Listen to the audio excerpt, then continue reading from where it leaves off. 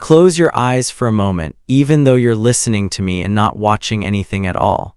I want you to picture a narrow street. It's late. Maybe 11 at night, maybe closer to midnight. There's no moon that you can see because the fog has swallowed it whole. The gas lamps are lit, but they don't do much. Each one just makes a small, soft ring of yellow light in the wet air, and then the darkness closes back in a few feet beyond it. Somewhere behind a brick wall, a kettle is being taken off a low fire. Somewhere else, a horse shifts its weight in a stable and lets out a long, tired breath. And somewhere close by, footsteps are coming down the cobblestones, slow and even, the sound of leather soles on wet stone, getting a little louder, then fading again into a side alley. This is London, not the London of postcards and not the London of Christmas carols and bright shop windows. This is the other London. The one that existed just behind that first one, sometimes only a few streets away. The one with the fog in its lungs and coal dust on its windowsills. Tonight we're going there, slowly, quietly, no jump scares, no sudden reveals. Just a long, gentle walk through the parts of Victorian London that most history books skip past, the ordinary dark corners where ordinary people live their ordinary difficult lives. So get comfortable. Turn the lights down if you haven't already. Pull the blanket up a little higher than you think you need to, and let's step into the fog together. Hey buddy, welcome back. If this is your first time here, I'm glad you found us. This channel is a place to slow down at the end of the day, to let a long, calm story carry you off to sleep instead of a screen full of noise. If you've been here before, well, you know the drill by now. Get into whatever position helps you drift off best. Some of you like to lie on your side with the phone propped up somewhere nearby. Some of you have this playing through a speaker in the other room while you're already halfway under the covers. I've heard from folks listening from Ohio farmhouses at 2 in the morning, from a rainy apartment in Seattle, from someone driving home the night shift in Texas who just wanted a calm voice for the last 20 minutes of the drive, and from someone else lying awake in a college dorm in Boston trying to quiet a busy mind before an exam the next morning. Wherever you are tonight, however you got here, I'm glad you're here. If you find this kind of history soothing, if the slow pace and the long, unhurried sentences help your mind settle down, it would mean a lot if you tap that subscribe button. It doesn't cost anything, it just tells the channel that you'd like more evenings like this one. And once you've done that, there's nothing else you need to do. No need to remember anything, no need to follow along with dates and names. Just listen. Let the details wash over you. Some of them will stick, and some of them will slip past you into sleep, and that's exactly how this is supposed to work. Tonight's story is about a city that most of us think we already know a little bit about.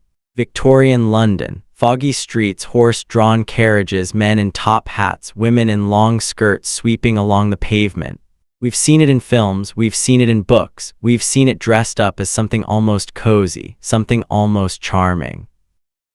But underneath that postcard version, there was another city. A city where the air itself could make you sick, where a child of 8 might already be working a 12-hour day, where a wrong turn down the wrong street could put you somewhere that no gaslight ever quite reached. This wasn't a city with dramatic villains lurking around every corner. Mostly, it was a city of tired people. People doing what they had to do to get through one more day, and then another, in a world that was changing faster than anyone quite knew how to handle.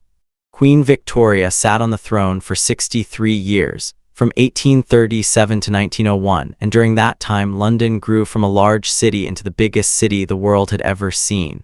At the start of her reign, London held around 2 million people.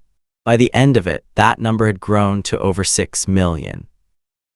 Think about that for a second. 6 million people, all breathing the same coal smoke, all drinking from rivers that were also being used as sewers, all trying to find somewhere warm and dry to sleep at night. We're going to spend tonight walking through that world together, not rushing, not trying to shock you, just settling in the way you might settle into an old armchair by a low fire and letting the details come to us one at a time. The fog, the workhouse, the children on the street corners. The slums along the river, the courts and the police, the hospitals and the asylums, the small, quiet immigrant neighborhoods tucked in among the docks, the music halls where tired people went to laugh for an hour, and underneath it all, the quiet, everyday courage of people who never expected to be remembered, but who built the world we live in now, one long, hard day at a time. Let's begin. The fog and the streets 18 night. I want you to imagine standing at the corner of two streets in London, somewhere in the 1880s. It's early evening in November, and already the sky has gone the color of an old bruise, purple fading into gray, fading into a strange, thick yellow-brown that seems to come from nowhere and everywhere at once. This is the fog they used to call a pea-souper. It wasn't just weather. It was coal smoke from hundreds of thousands of chimneys, mixed with the natural mist that rolls up off the Thames, mixed with the smoke from factories along the river, all trapped low over the city by damp, cold air. On the worst days, you couldn't see your own hand at the end of your arm. People walking home would sometimes get lost within a few streets of their own front door, turning down the wrong lane in the murk, and wandering for 20 minutes trying to find their way back. Let's go inside this fog for a moment and just feel what it was actually like to move through it. The first thing you'd notice is the smell. It got into your clothes, into your hair, into the back of your throat. A mix of coal smoke and damp stone, and underneath that, something faintly sulfurous, almost like a struck match that never quite goes out. People who lived through the worst of these fogs said you could taste it on your tongue. A bitter metallic taste that stayed with you long after you'd come inside and closed the door. Doctors of the time noticed that these thick fogs seemed to bring on more coughing, more wheezing, more trouble breathing among the very old and the very young, though it would take many more decades before anyone fully understood the science of what coal smoke was doing to human lungs. The sound changed too. Fog does something strange to noise. It muffles some sounds and somehow makes others sharper. Footsteps would seem to come from nowhere and then suddenly be right beside you. The clop of a horse's hooves would echo in a way that made it hard to tell if the horse was coming toward you or moving away. And every few minutes, somewhere out in that yellow murk, you'd hear a voice calling out, not an alarm, just a coachman or a costermonger calling to warn others that he was coming through. Because in fog like this, you couldn't trust your eyes to keep you safe. You had to trust your ears instead. I want you to imagine being a lamplighter on a night like this. It was still, even by the later Victorian period, a real job that real men did every evening. He'd walk his route with a long pole, and at the top of each gas lamp there'd be a small valve he'd turn, and a flame he'd touch to the gas, and one more small circle of light would bloom out of the fog for a few feet in every direction. He might light 40-50 lamps a night, walking the same streets he'd walked the evening before, and the evening before that in every kind of weather, rain running down the back of his collar, frost biting at his fingers as he worked the little valve open and closed. In the fog, his little lights barely helped at all. They just became soft yellow smudges, more like something you'd sense than something you'd truly see. Let's imagine, too, the sound of the lamplighter's own footsteps and the particular rhythm of his evening. He often started at the far end of his district and worked his way back, so that by the time full darkness had settled in, the whole route was lit behind him in a long, uneven chain of small glowing dots. In the morning, before the sun properly rose, another man, sometimes the same one, sometimes a different worker entirely, would walk the same route again, turning each lamp off to save gas during the daylight hours.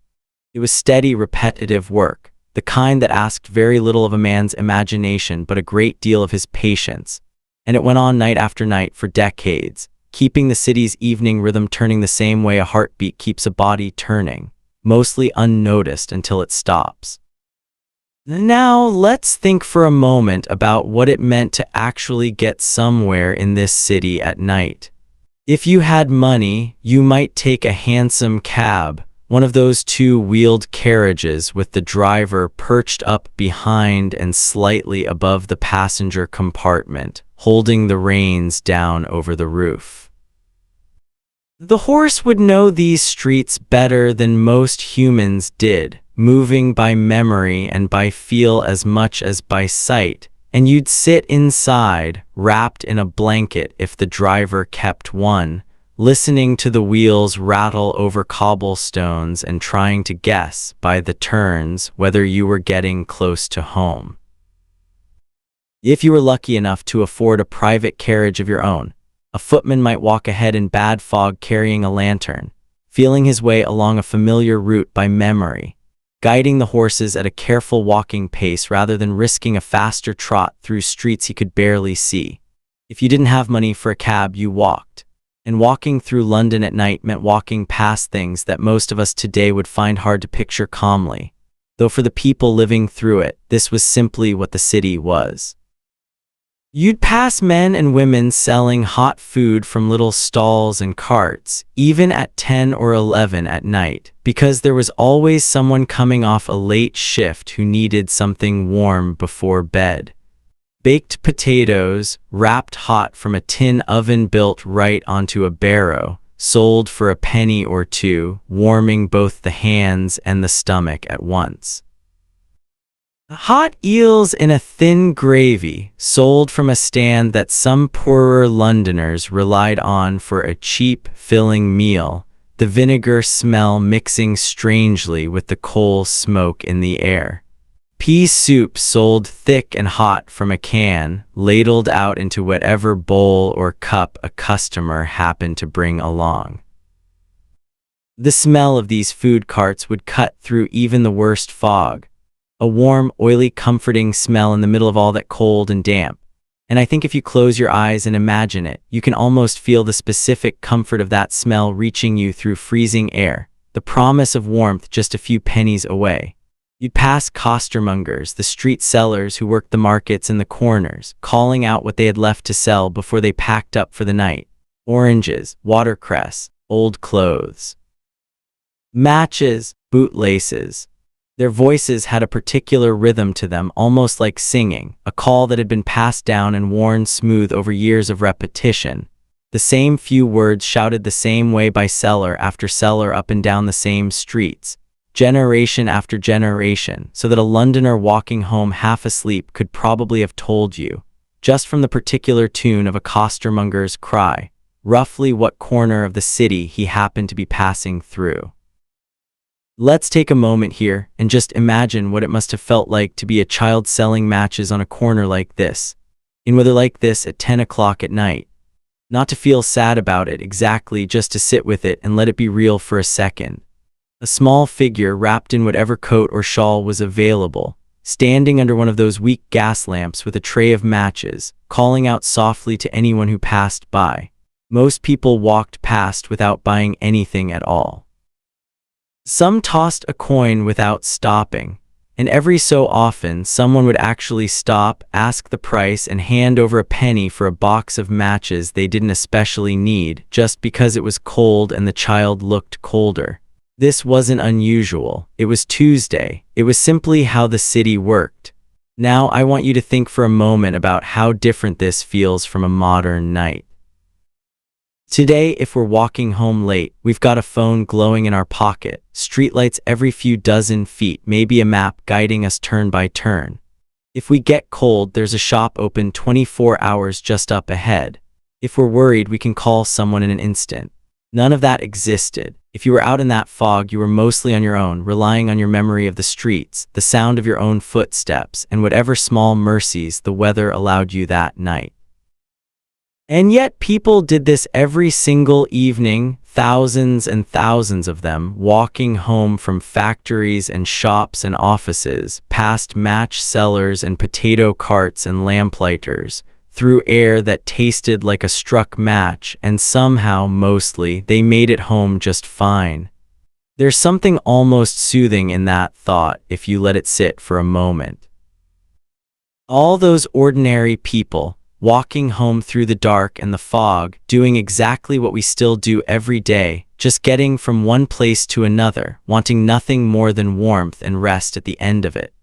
Let's follow one of those tired walkers now, turning off the main road and heading down toward one of the poorer neighborhoods, because that's where our story needs to go next. The workhouse. Imagine this for a moment. It's early morning, long before the sun is properly up, maybe 6 o'clock on a winter's day, which in London means it's still almost fully dark outside. A bell is ringing, not a cheerful church bell, just a flat, practical clang over and over, meant only to wake people up and get them moving. This bell is ringing inside a workhouse. Let's go inside.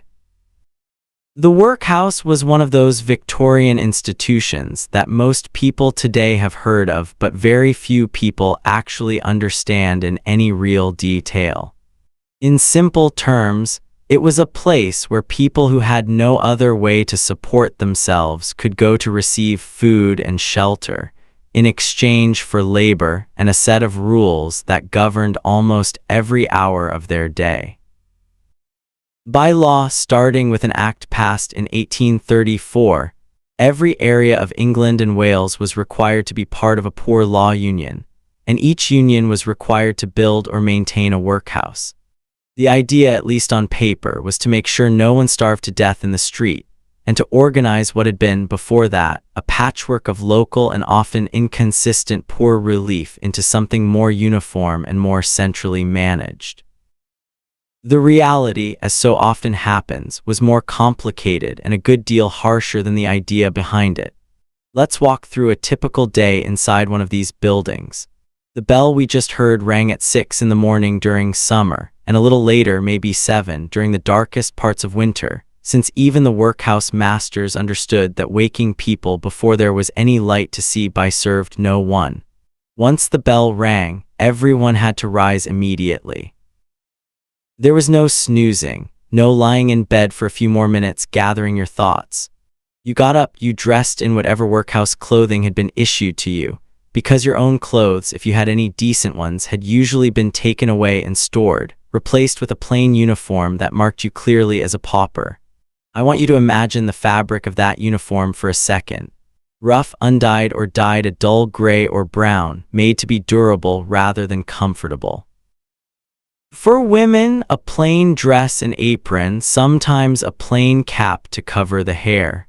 For men, a coarse jacket and trousers, sometimes a waistcoat if the union could afford it. For children, smaller versions of the same. No one in that building was dressed to look like an individual. Everyone dressed to look like part of a system.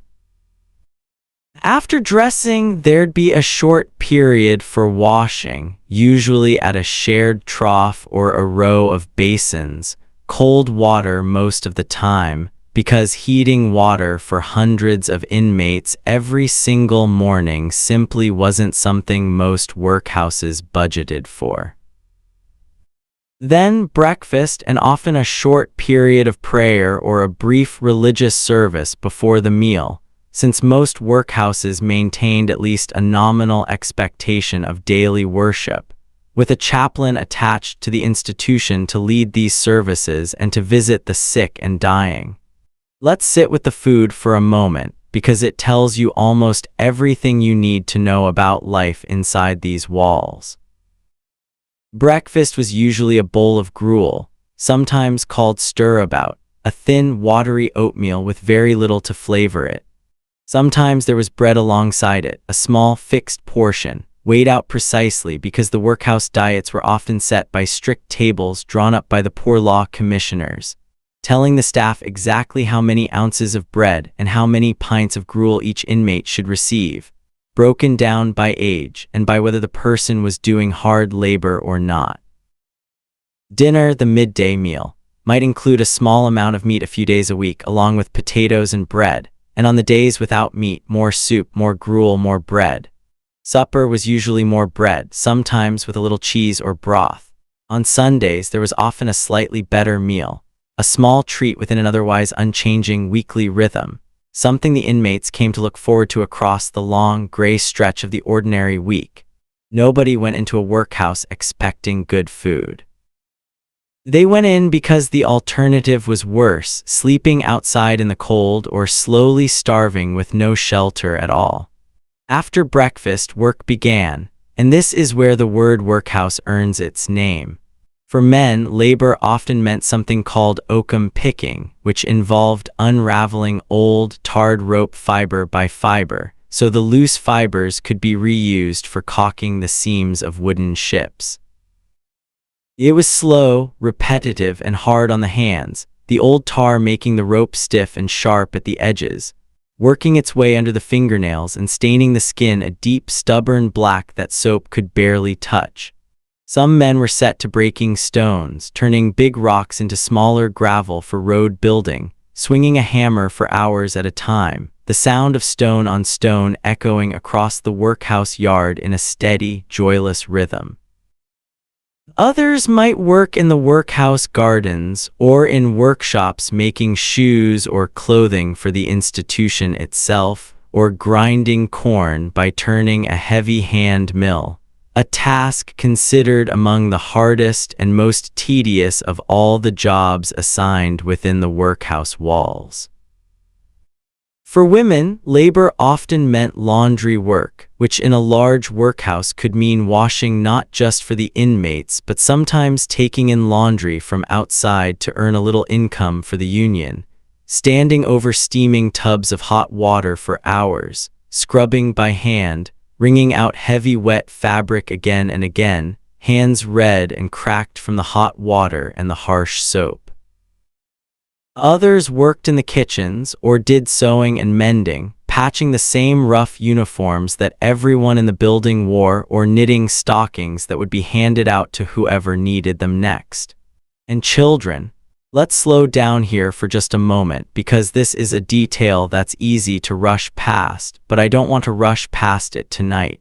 Children in the workhouse were usually separated from their parents. Not out of cruelty exactly, at least not in the intention, but because the system organized inmates by category: men, women, boys, girls, the old, the sick, the able-bodied. A mother and her children might live under the same roof, sometimes even see each other for a short time each day, but they would sleep in different wards, eat in different rooms, and spend most of their waking hours apart. Imagine being a mother who ends up in the workhouse with your children, only to find that even inside these walls, you're kept apart from them for most of every day. That quiet separation, more than almost anything else, is one of the details that makes this history feel real rather than abstract. Some workhouses allowed a brief visit between mother and child once or twice a week, perhaps an hour on a Sunday afternoon in the workhouse yard, weather permitting, when a mother might finally get to hold her child close, check that they were being fed properly, look them over for any sign of illness or mistreatment, before the bell rang again and they had to part once more. Imagine the particular ache of counting down the days of the week toward that single hour, and the particular heaviness of watching it end. Children in the workhouse were often given a basic education, a few hours of reading, writing, and religious instruction, which was sometimes the only schooling many poor Victorian children ever received. In some ways, oddly, this made the workhouse one of the few places where a very poor child might actually learn to read. Some workhouse schools were quite basic, taught by an overworked schoolmistress managing far too many children at once in a single room, while others, particularly by the later decades of the century as reform movements pushed for better standards, offered a genuinely useful, structured education, sometimes leading to an apprenticeship or a placement in domestic service once a child reached a certain age. The buildings themselves were plain and functional, built with long corridors, high ceilings, and rows of iron beds in large dormitory rooms. Not much decoration, not much comfort. A workhouse was designed, quite deliberately, to be a little bit unpleasant, because the men who wrote the poor law believed that if life inside the workhouse were too comfortable, people might choose to rely on it rather than working to support themselves. This idea had a name at the time. They called it the principle of least eligibility, meaning conditions inside should always be a little worse than the conditions of the poorest independent labor outside. Let's pause here and just think about that for a second. The way you might turn a stone over in your hand to look at the other side of it. A whole system built by well-meaning reformers who genuinely believed they were solving a serious problem ended up creating institutions that were designed on purpose to be a bit miserable. Not cruel for cruelty's sake, but uncomfortable enough that people would do almost anything to avoid needing them. And yet, for many, many people, the workhouse was still better than the alternative. An elderly person with no family left to care for them. A widow with small children and no income. Someone who had lost the use of an arm in a factory accident and could no longer work their old job. For all of these people, the workhouse, plain gruel and separated families and hard labor and all, meant the difference between shelter and the street, between a bed and a doorway, between surviving the winter and not surviving it. I want you to imagine an elderly man, maybe 70 years old, lying in one of those iron beds at the end of a long day of oakum picking, his fingers sore and stiff from the tarred rope, listening to the sound of dozens of other old men breathing and coughing in the dark around him. He didn't choose an exciting life. He didn't ask for a dramatic story.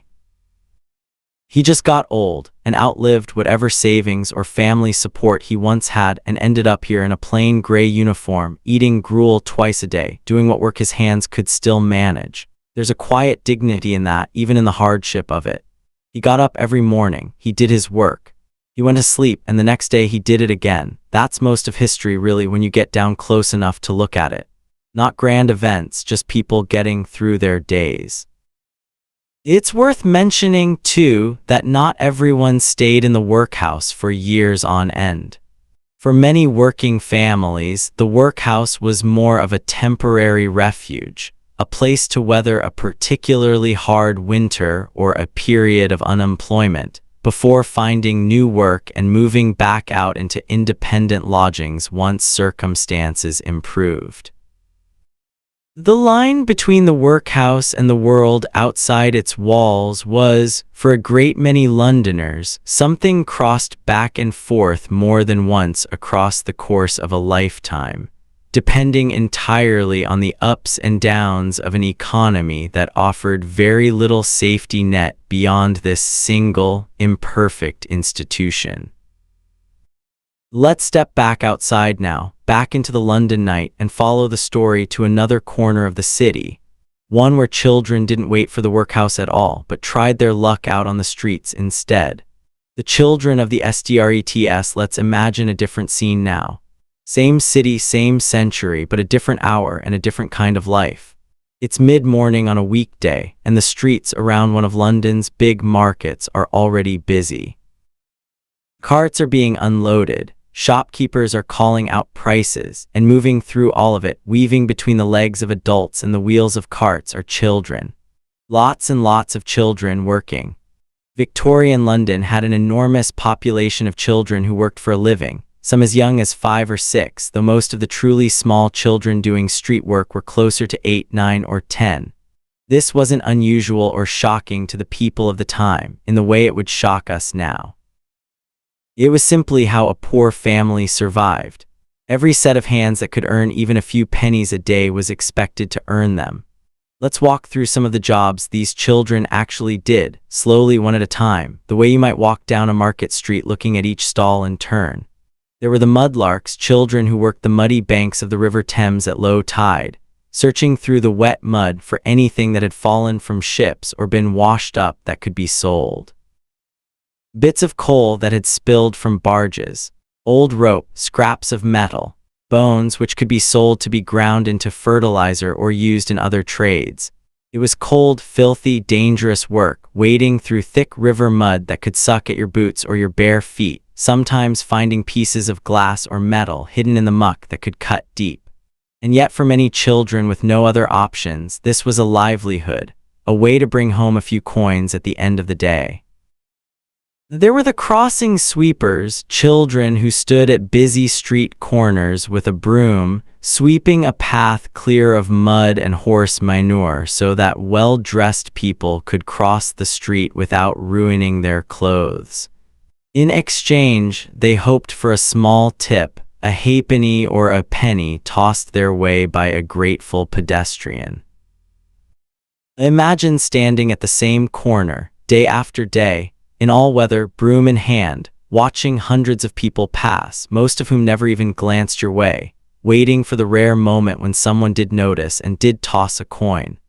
Some crossing sweepers became well-known local characters over the years, greeted by name by regular passers-by who had grown fond of the same familiar face at the same familiar corner, year after year.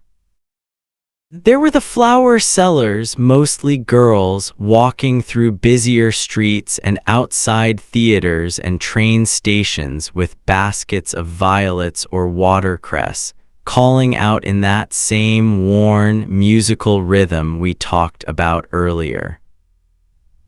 Some of these girls became almost fixtures in certain neighborhoods, recognized by regular customers who bought from the same small seller day after day, year after year, watching her slowly grow from a child into a young woman, still standing on the same corner with the same kind of basket. There were child chimney sweeps, at least earlier in the Victorian period before laws began restricting the practice. The small, thin boys were considered ideal for this work precisely because they could fit inside narrow chimney flues that no adult could manage. They'd climb up inside the brick chimney with brushes, scraping soot loose as they went, breathing in clouds of black dust in a space barely wider than their own shoulders.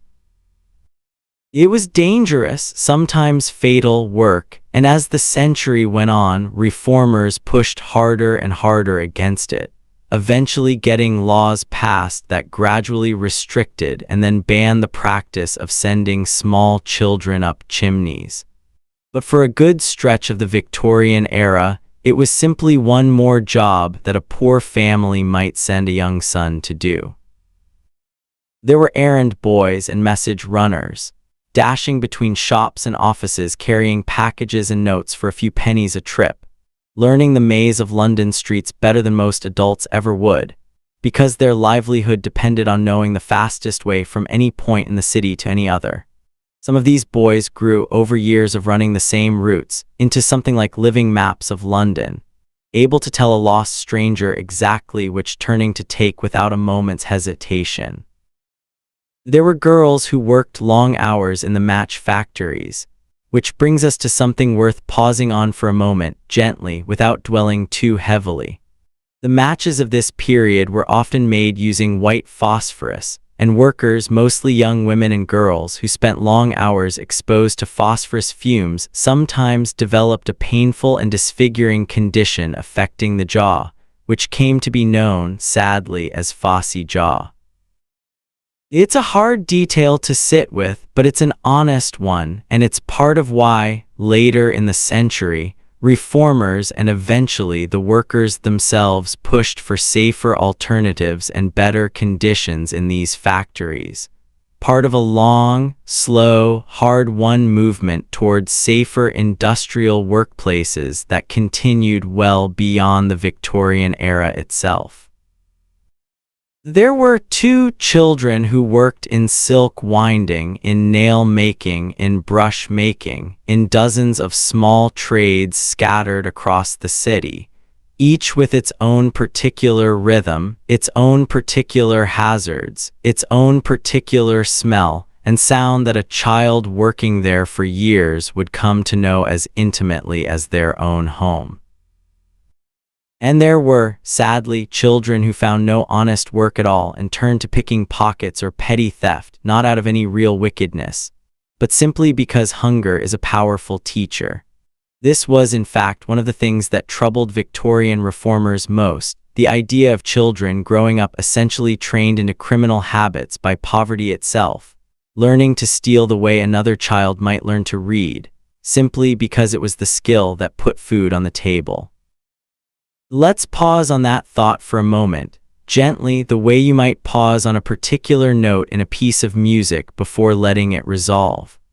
We often think of Victorian London through the lens of Charles Dickens, and for good reason, because Dickens himself had worked in a factory as a child, pasting labels onto bottles of shoe polish for hours a day, after his own father was sent to a debtor's prison. He knew this world firsthand, and he spent much of his writing life trying to make readers see it clearly, to make the comfortable classes look directly at children they usually preferred not to notice. And it worked, at least in part. Over the course of the Victorian era, a series of laws slowly began restricting child labor. The Factory Acts limited the hours children could work in mills and factories, and gradually raised the minimum age at which children could be employed at all. Later laws pushed for compulsory education, meaning that by the later decades of the century, children were increasingly required to be in school for at least part of the day rather than working full-time.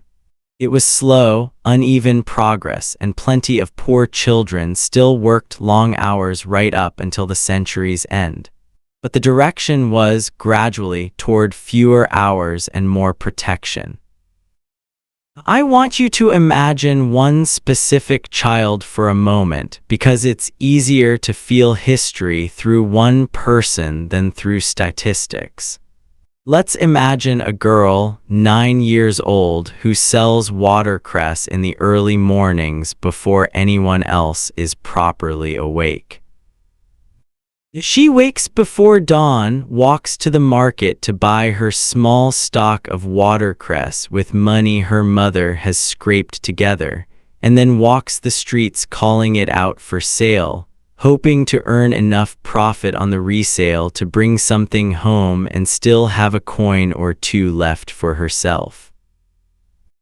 She does this every single day in every kind of weather, and by the time she is a teenager, she already carries herself like someone much older, with the kind of quiet, practical toughness that comes only from years of getting up before the sun. Let's think, too, about what this same girl might do on a rare afternoon when there was no watercress to sell and no other errand to run. Even in the hardest of childhoods, there was often a little time carved out for play. A game of hopscotch chalked onto a paving stone, a hoop rolled along a quieter side street, a shared halfpenny's worth of hot chestnuts split among several children on a cold day, laughter breaking out over something small and silly the way children's laughter always does, regardless of century or circumstance. It's important, I think, not to imagine these children as purely tragic figures, walking through history only as symbols of hardship. They were still children, and children find joy in the smallest available cracks of a hard day, almost without meaning, too. There is something both heartbreaking and quietly admirable in a life like the Watercress girls. Heartbreaking because no child should have to carry that kind of weight so young. And admirable in the plain, unglamorous way that ordinary endurance always is. She got up, she worked, she went home, and the next morning she did it again.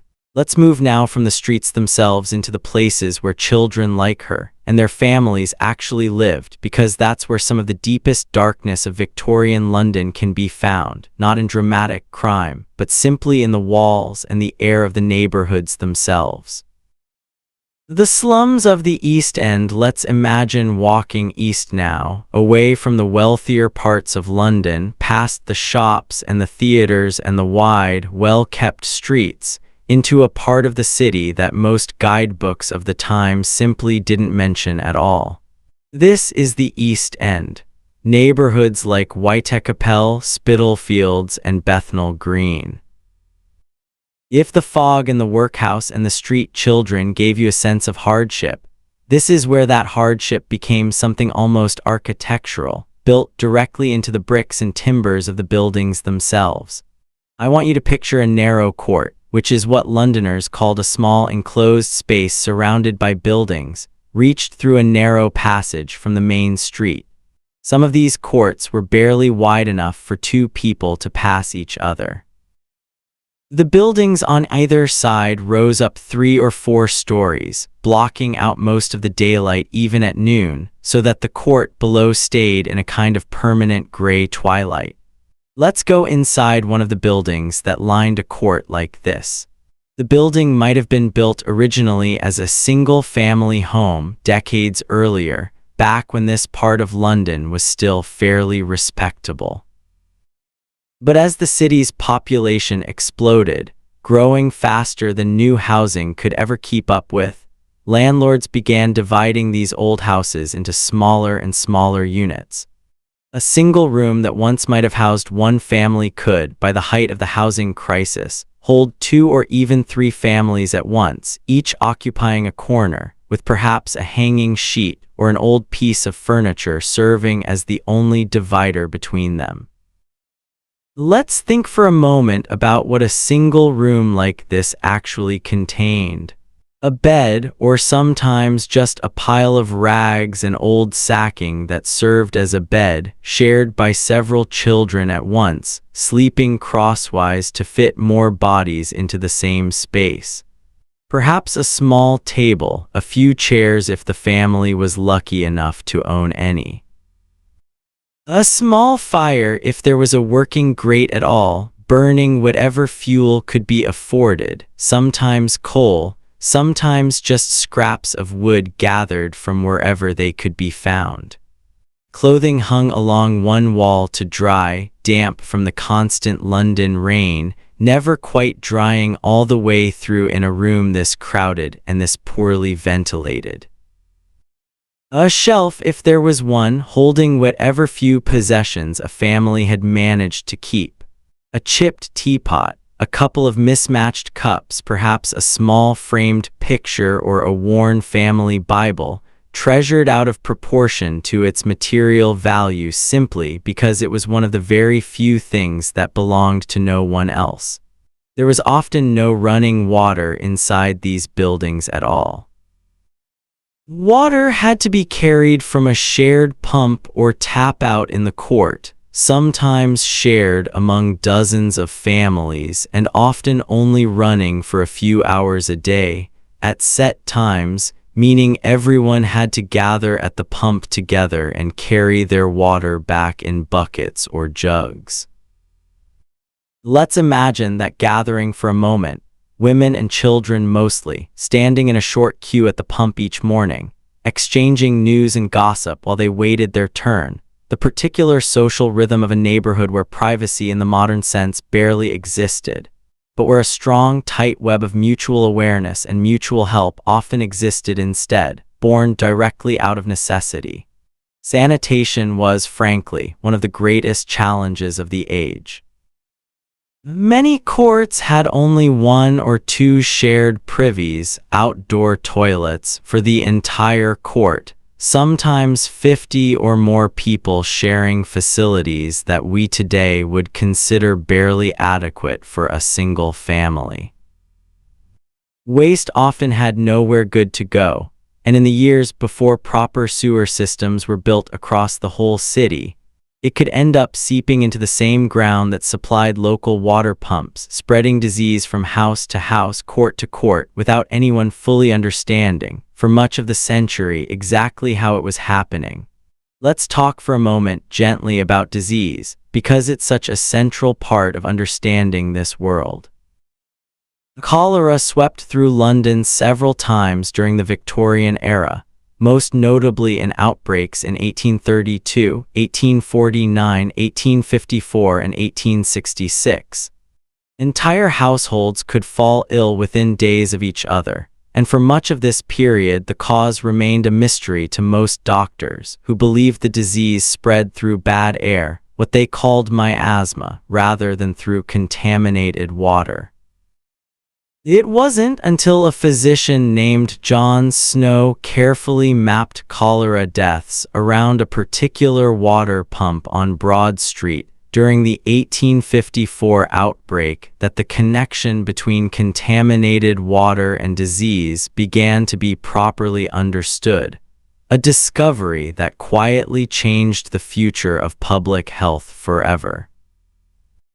Snow's careful, patient method, walking the streets himself, interviewing families, marking each death on a hand-drawn map until a clear pattern emerged around a single pump, stands as one of the quiet triumphs buried inside this darker history, proof that careful observation, applied patiently and honestly, could eventually cut through even the deepest confusion. I want you to imagine, for just a moment, a family in one of these crowded rooms during a cholera outbreak. No understanding of germs, no clean water readily available, watching a loved one become suddenly and violently ill, with no real medical treatment available that could reliably help.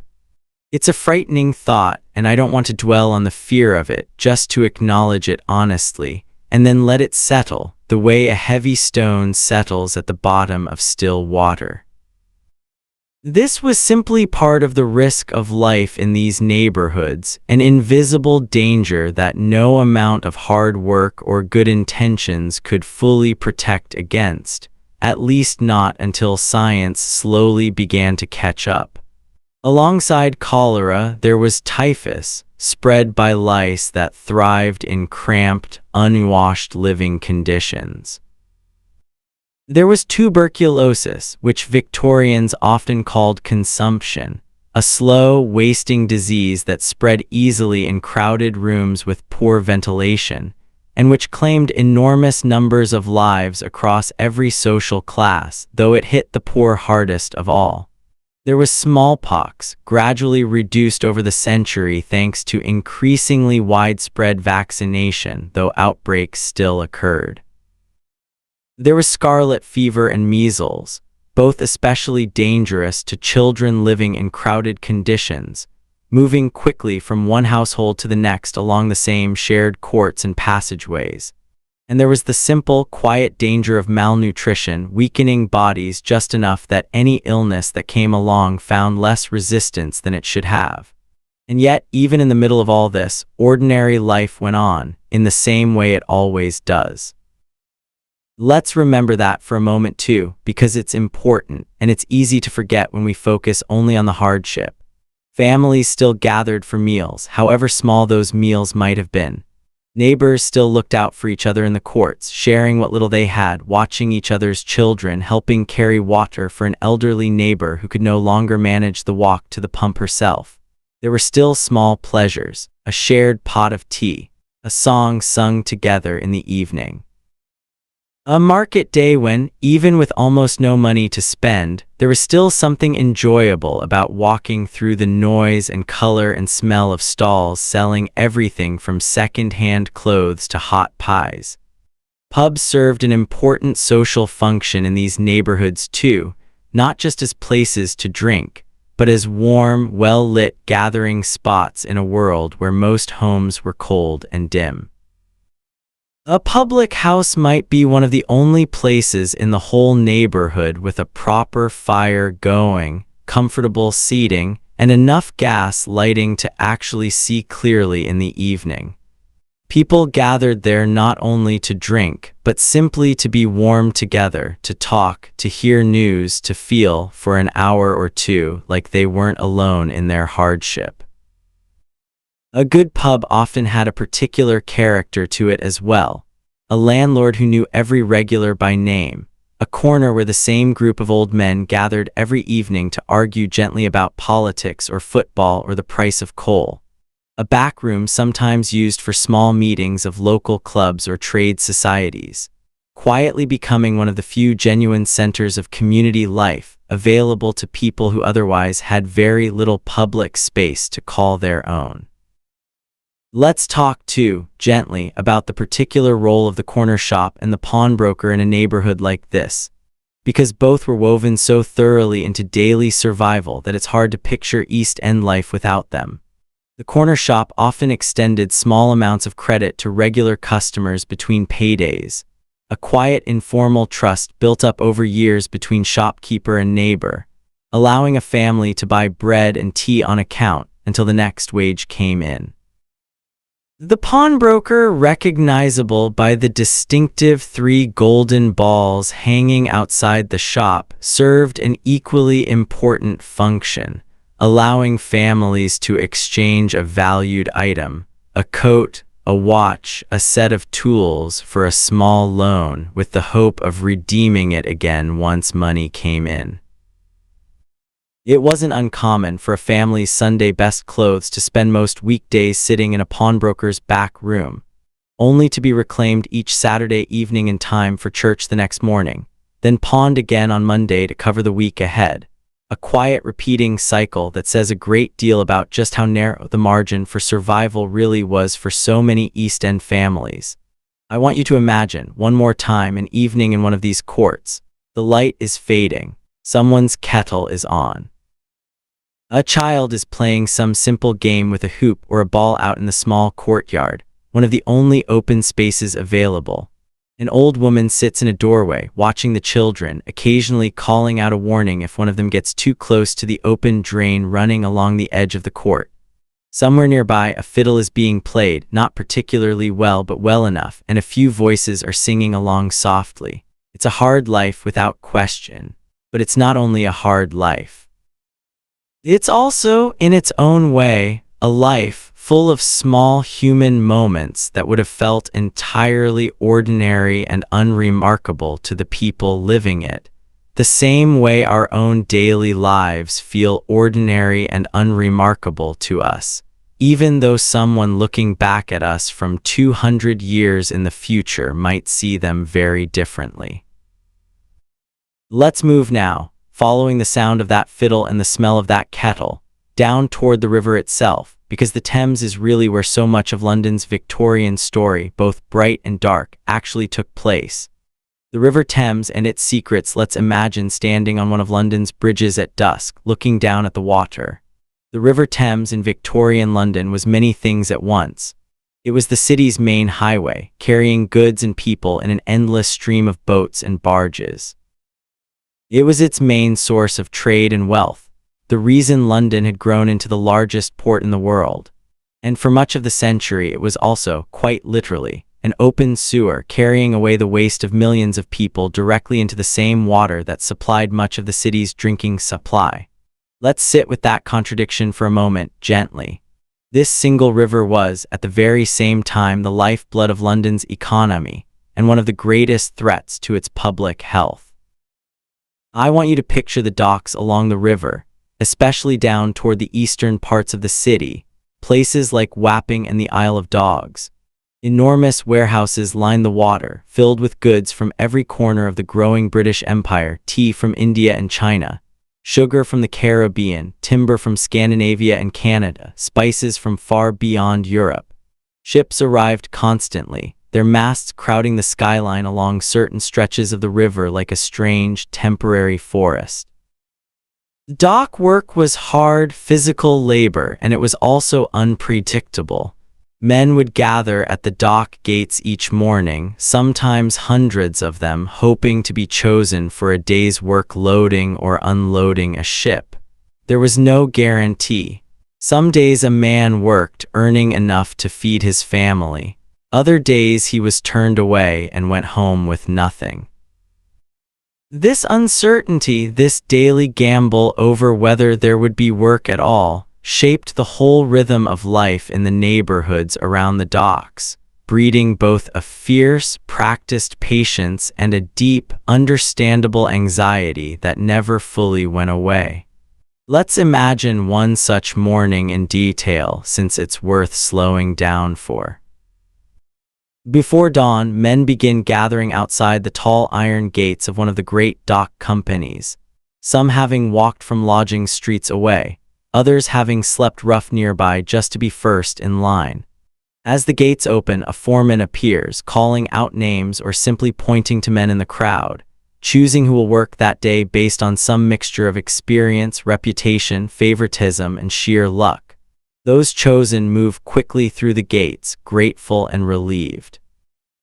Those not chosen drift away again, back toward home, or toward another dock further along the river where they might try their luck a second time that same morning.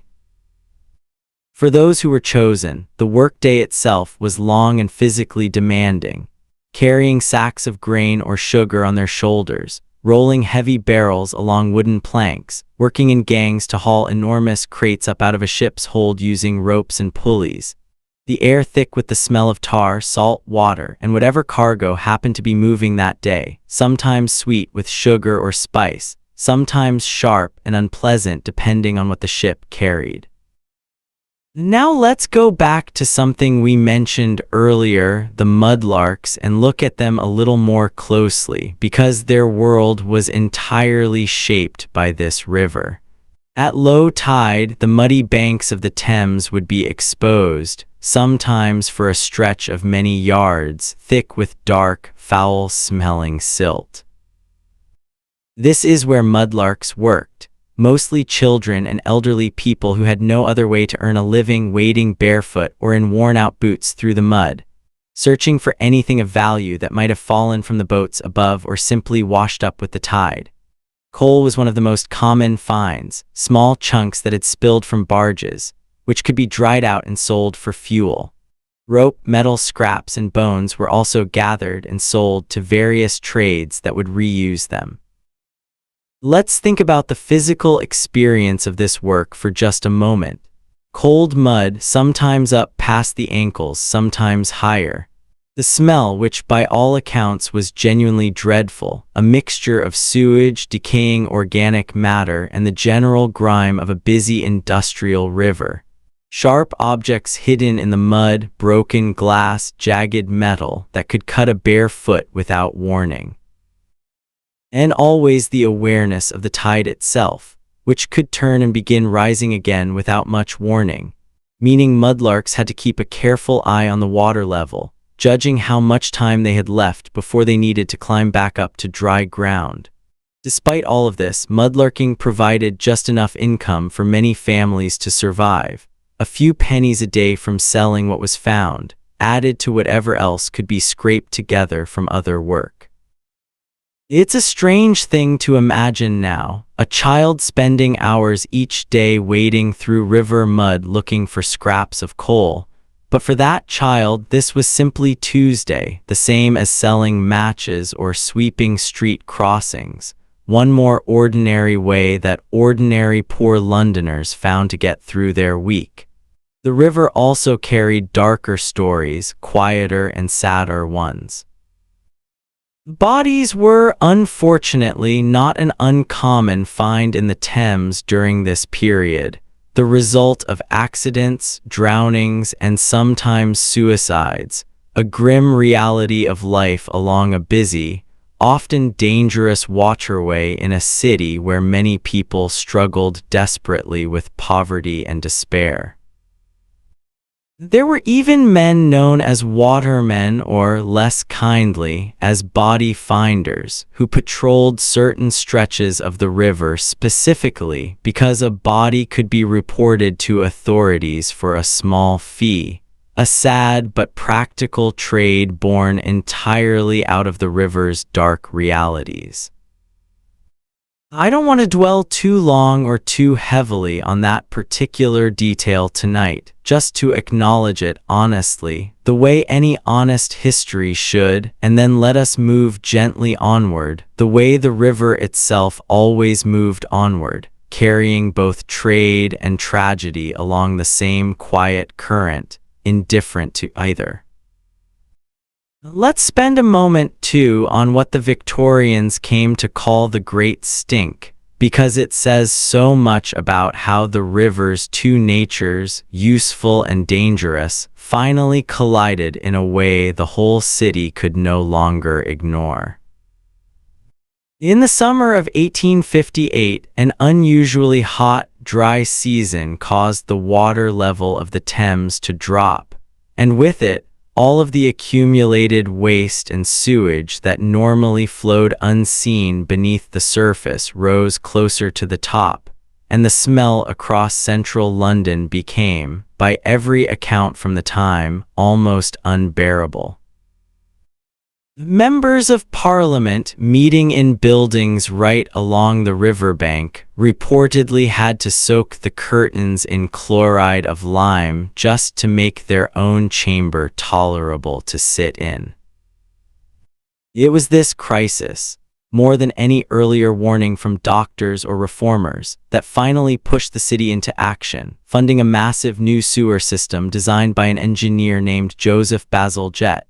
A network of enormous brick tunnels running for over 1,000 miles beneath the city, carrying waste well away from the areas where people drew their drinking water, and finally, gradually, breaking the terrible cycle that had fed outbreak after outbreak of cholera for decades. There's something quietly satisfying in that story, if you let yourself sit with it for a moment before we move along. It took a truly dreadful smell of all things to finally get the powerful and comfortable people of London to fix a problem that had already been killing their poorer neighbors for years.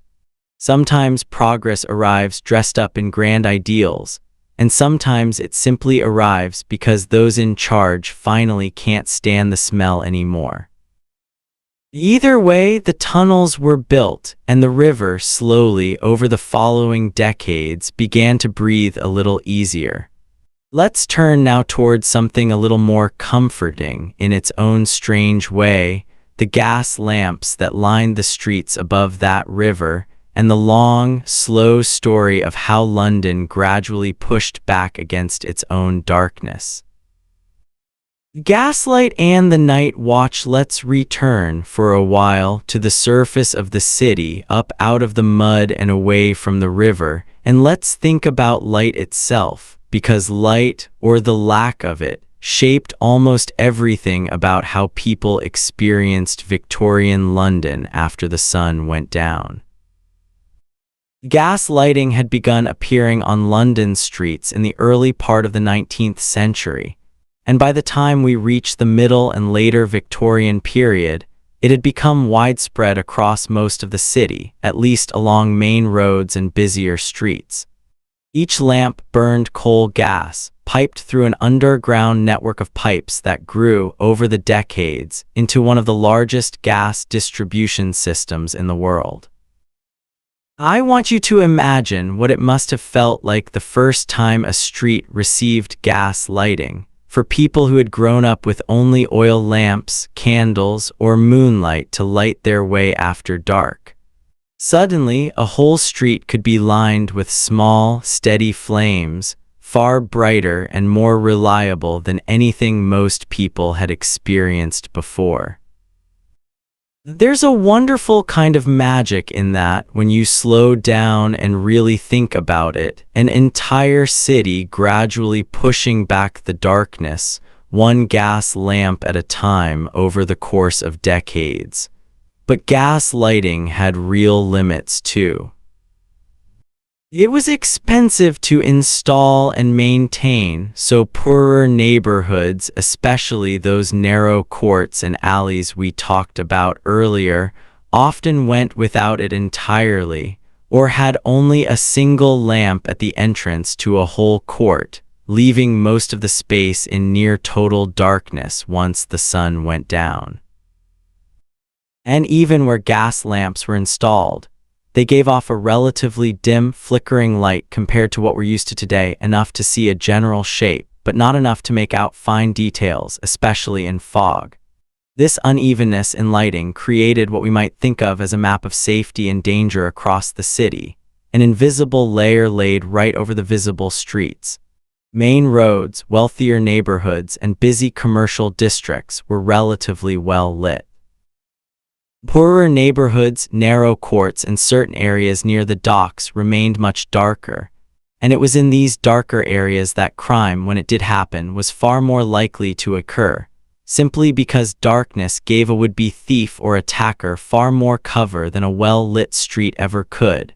This brings us to the police, another very Victorian institution, though one that might feel more familiar to modern ears than the workhouse does. London's Metropolitan Police Force had been established in 1829, and by the time we reached the later decades of the Victorian era, It had grown into a substantial force patrolling the whole city, identifiable by their distinctive dark blue uniforms and tall helmets. These officers, often nicknamed Bobbies after Sir Robert Peel, the Home Secretary who had established the force, walked set beats through their assigned neighborhoods on a fixed schedule, meaning that if you knew a particular officer's beat well enough, you could roughly predict when he would pass a given corner on any given night. Let's imagine one of these officers on a foggy night, walking his beat through one of the poorer neighborhoods we've already visited tonight. He carries a wooden truncheon, and depending on the era and his specific district, sometimes a rattle or later a whistle, which he could use to summon help from other officers nearby if needed.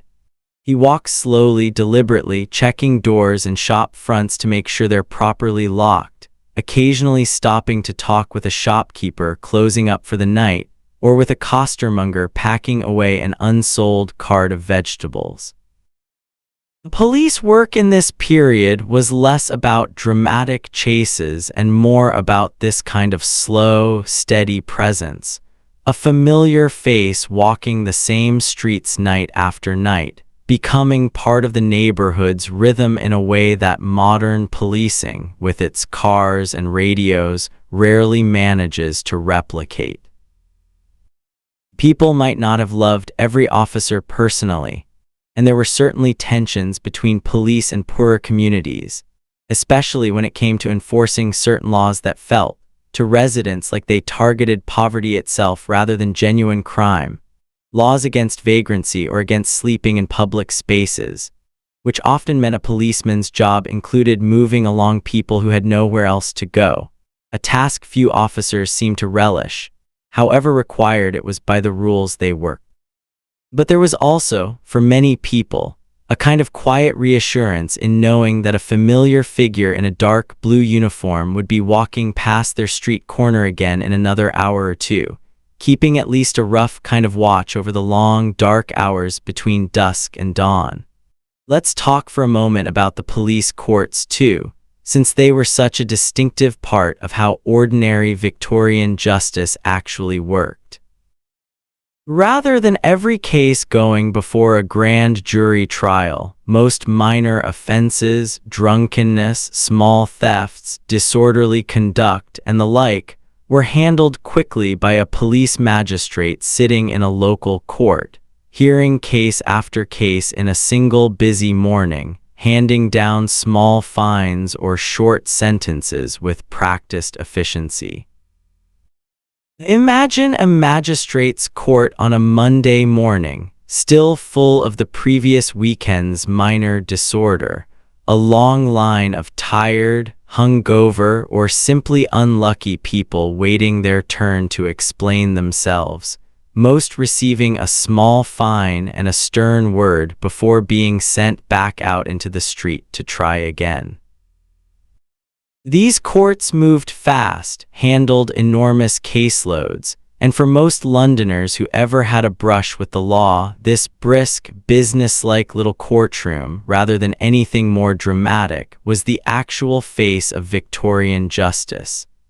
It's worth remembering, too, that most nights in Victorian London, even in the poorer neighborhoods, passed without any dramatic crime at all.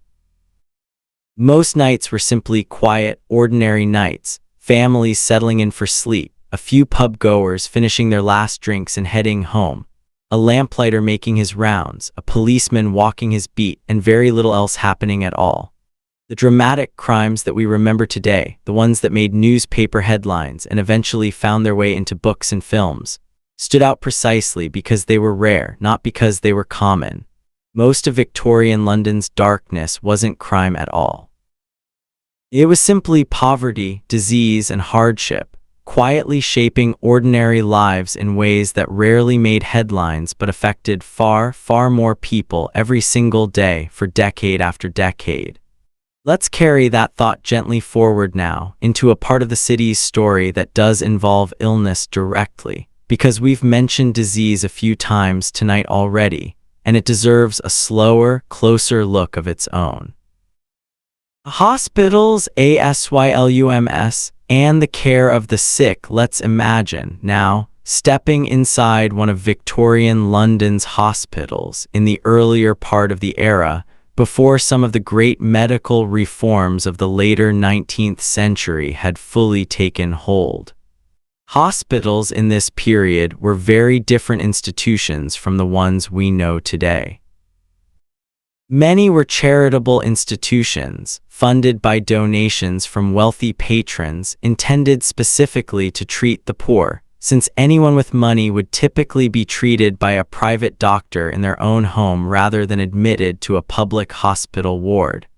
I want you to picture a hospital ward from the middle of the century, a long room lined with beds close together, often with very little space between them. The air would carry the smell of illness itself, along with whatever cleaning agents were available at the time, and this was before antiseptic practices had become widely understood or adopted. The surgeons, for much of the early and middle Victorian period, operated without any real understanding of germs, sometimes moving from one patient to the next without washing their hands or instruments between procedures, unknowingly spreading infection from one person to another in the very act of trying to heal them. It wasn't until later in the century that figures like Joseph Lister began successfully promoting the use of antiseptic techniques in surgery, dramatically reducing rates of infection and death following operations. And it was a nurse named Florence Nightingale, working initially far from London during the Crimean War in the 1850s, who returned home determined to reform hospital sanitation and nursing practices, insisting on clean wards, fresh air, proper ventilation, and organized, well-trained nursing care. Her work slowly transformed how hospitals across Britain, including in London, approached patient care, and by the later decades of the century, hospital conditions had improved considerably from where they had started.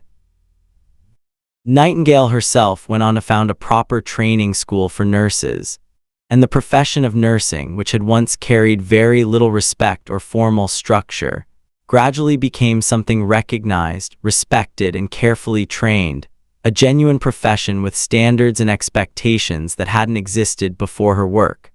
Let's imagine, for a moment, a patient in an earlier Victorian hospital, before these reforms took hold, undergoing surgery. There was no reliable anesthesia at all until the introduction of ether and then chloroform in the 1840s, meaning that before this point, a patient facing an operation, whether an amputation or something else entirely, would typically be held down by several strong attendants and simply endure the procedure fully conscious, given perhaps only alcohol or opium beforehand to dull the pain slightly. It's a difficult thing to picture, and I don't want to linger on it too long, just to note it honestly, and to appreciate quietly how much medical practice changed over the course of just a few decades within the single era, moving from something almost unimaginably harsh to something recognizably closer to modern medicine by the century's end. Once chloroform and ether became more widely available, imagine the enormous relief that must have washed over both patients and surgeons alike. A patient could now be made unconscious before an operation began, meaning surgeons could work more slowly and carefully, without needing to rush against a patient's pain and struggle, and patients themselves no longer needed to steel their nerves against a fully conscious ordeal. It's easy to take anesthesia for granted today, but for the Victorians who lived through this particular medical revolution, it must have felt like one of the great, quiet miracles of their age. Now let's turn to a different kind of institution, one that carries a particular weight in the popular imagination even today, the asylum. Victorian London was home to several large institutions for the mentally ill, the most famous being Bethlehem Royal Hospital, which had existed in various forms since the medieval period and had by the Victorian era given the English language the word bedlam, used to describe chaos or confusion, a word that still survives in everyday speech today. Earlier in its history, Bethlehem had been a place of genuine horror by any modern standard, a place where the mentally ill were sometimes chained, put on public display for visitors who paid a small fee to gawk at the patients, and treated with a harshness that reflected a near total lack of understanding about mental illness. By the Victorian period, however, reform movements had begun changing how these institutions operated. New asylums were built with an emphasis on what was called moral treatment, an approach that stressed calm surroundings, structured routines, fresh air, useful occupation, and kindness, rather than restraint and punishment. I want you to imagine a patient in one of these newer reformed asylums in the later Victorian period, walking through a garden on the hospital grounds, perhaps tending to a small plot of vegetables as part of an organized program of therapeutic work. It's a far gentler image than the earlier history of these institutions might suggest, and it reflects a genuine, if slow and uneven, shift in how Victorian society came to understand mental illness, moving gradually away from fear and cruelty and towards something closer to compassion, even if that compassion remained limited and imperfect by our own standards today.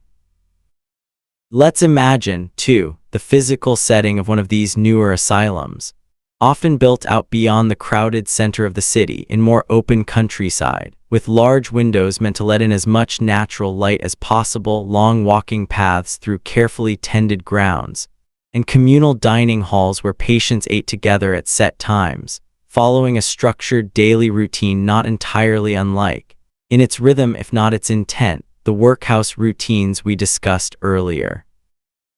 Though built here around the hope of recovery rather than around discouraging dependency. Music was sometimes used as part of treatment, patients gathering in the evening to sing together or listen to a small group of musicians, a detail that feels, even now, quietly touching, a small effort at gentleness inside a system that, for much of its earlier history, had offered almost none at all.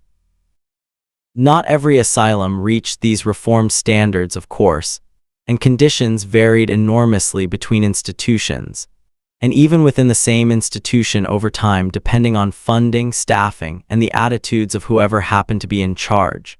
But the general direction of change, again, moved slowly toward greater understanding and gentler treatment as the decades passed, a quiet thread of progress running underneath so much of Victorian London's darker history. Let's move now toward another corner of the city's story, one that involves a very different kind of institution, built specifically for the youngest and most vulnerable Londoners of all. Orphanages, foundlings, and abandoned children. Let's imagine now a quiet evening outside a particular building in London, a building with a small opening built into its outer wall, sometimes called a foundling wheel or simply a receiving door, where a mother, desperate and with no other option available to her, might leave an infant she could not care for, ringing a small bell to alert someone inside before disappearing back into the dark streets. This is the world of the Foundling Hospital, an institution established earlier in the 18th century by a retired sea captain named Thomas Coram, who had been moved by the sight of abandoned infants left to die on London's streets, and who spent years petitioning for support to build a proper institution to care for them instead. By the Victorian period, the Foundling Hospital had become a well-established, though still deeply poignant, part of London's charitable landscape, taking in children whose mothers, often unmarried and facing overwhelming social stigma and financial hardship, had no other way to keep them safe. Let's slow down here gently because this particular corner of history deserves a careful, tender pace. A mother bringing a child to the foundling hospital would often be asked to leave some small token along with the infant, a scrap of fabric, a button, a small piece of jewelry, something unique that could later serve as proof of identity, should she ever return with circumstances improved, hoping to reclaim her child. Thousands of these small tokens survive even today, kept carefully in archives, each one a small, silent story of a mother's hope that circumstances might someday change enough to bring her family back together. Most never did return, swallowed up by the same hardship that had forced the original separation. But the tokens remain, a quiet, physical record of love expressed in the only way available to a woman with absolutely nothing else to give. Children raised in the Foundling Hospital and in similar orphanages across the city lived a life not unlike the structured, plain routine of the workhouse, rising early, receiving a basic education, learning skills that would prepare them for future work, whether domestic service for girls or a trade apprenticeship for boys. The daily rhythm was strict, the food simple, the discipline firm, but there was, in many of these institutions, a genuine effort made to prepare children for a stable, self-sufficient future, an effort that, however imperfect, represented one of the more hopeful threads running through Victorian London's treatment of its most vulnerable children. Let's imagine a specific scene here, a large dormitory room lined with small beds, dozens of children sleeping under identical blankets, a single night nurse or matron making quiet rounds to check that all was well, the sound of the city's fog horns and distant church bells drifting faintly through a high window left slightly open for fresh air. Many of these children had no memory at all of any other life, having arrived as infants and grown up entirely within these walls, forming their closest bonds not with any birth family but with the other children around them, brothers and sisters in circumstance if not in blood, sharing the particular quiet solidarity of children who understood, without needing to say so aloud, that they had only each other and the staff around them to rely on. There were also, particularly by the later decades of the Victorian era, other charitable efforts specifically aimed at the enormous number of children living rough on London's streets with no institution or family caring for them at all. A man named Thomas Barnardo, moved by his own encounters with homeless children while working as a medical missionary in the East End, established a series of homes specifically for destitute boys and later girls, eventually growing into a large charitable organization that by the end of the century had helped tens of thousands of children find shelter, education, and often, eventually, new lives through immigration programs to Canada and elsewhere. Programs that were well-intentioned by the standards of the time, even though later generations would come to see some of their consequences with a more complicated, critical eye. I want you to imagine, for a moment, one specific boy, perhaps 10 years old, sleeping rough under a railway arch on a cold night, having run away from or simply lost track of whatever family he once had, before eventually being found by one of these charitable workers and brought into a proper home for the first time in longer than he could remember.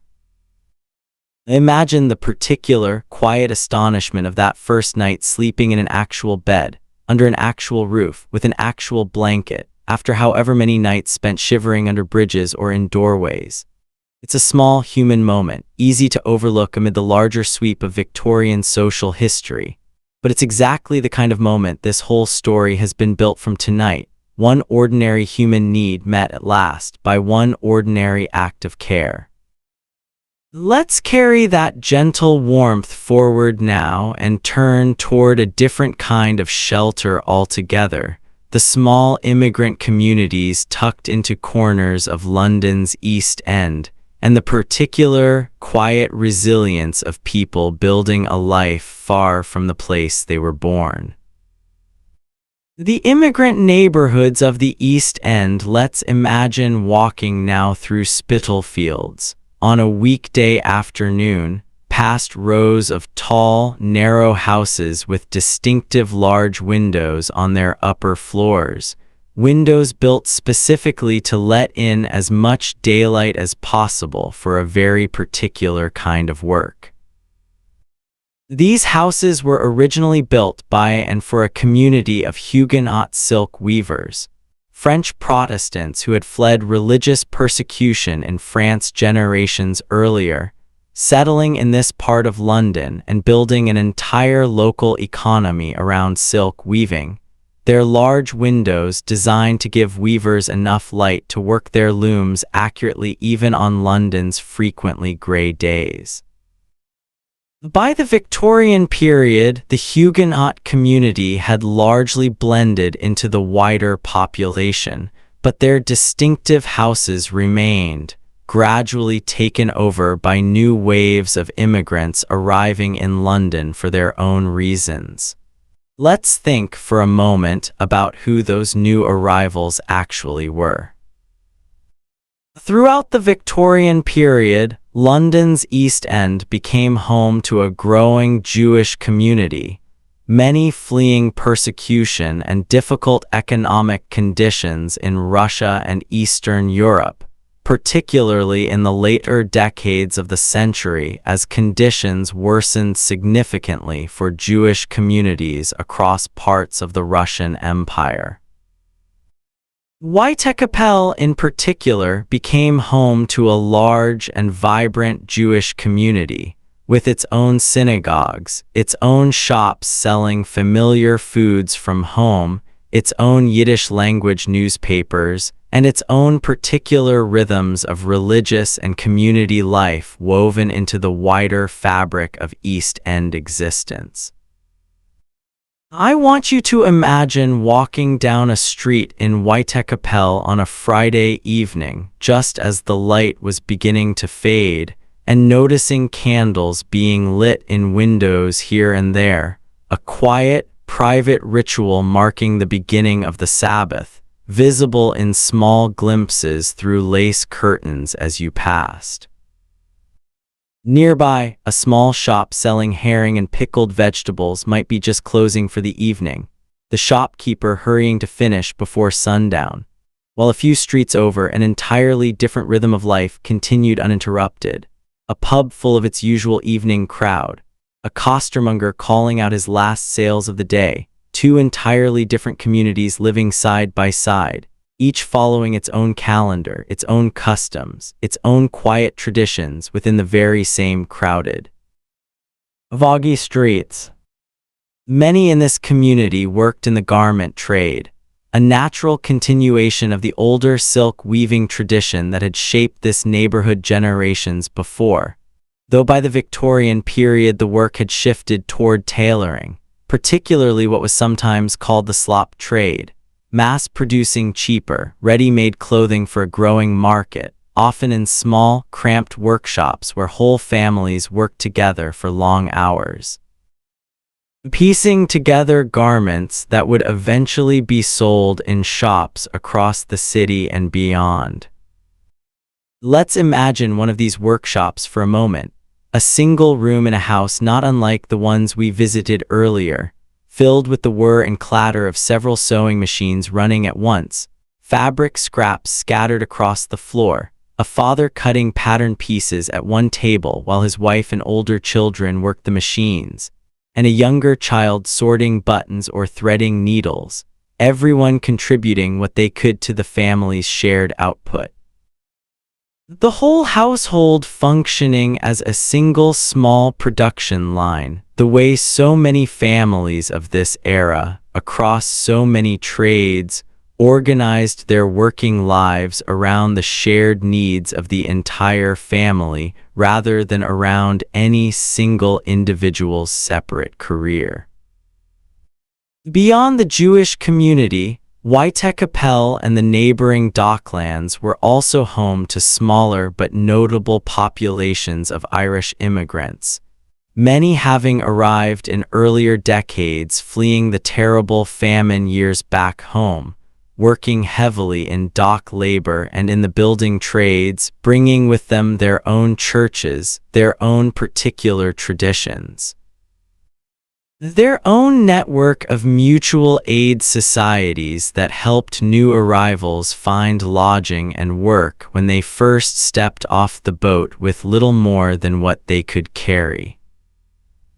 And as we discussed earlier, down near the docks in Limehouse, a small but distinct Chinese community had also taken root, mostly sailors and former sailors who had settled in London after voyages connected to the tea trade, gradually building small businesses, boarding houses, and modest social spaces that served the particular needs of a community far from home.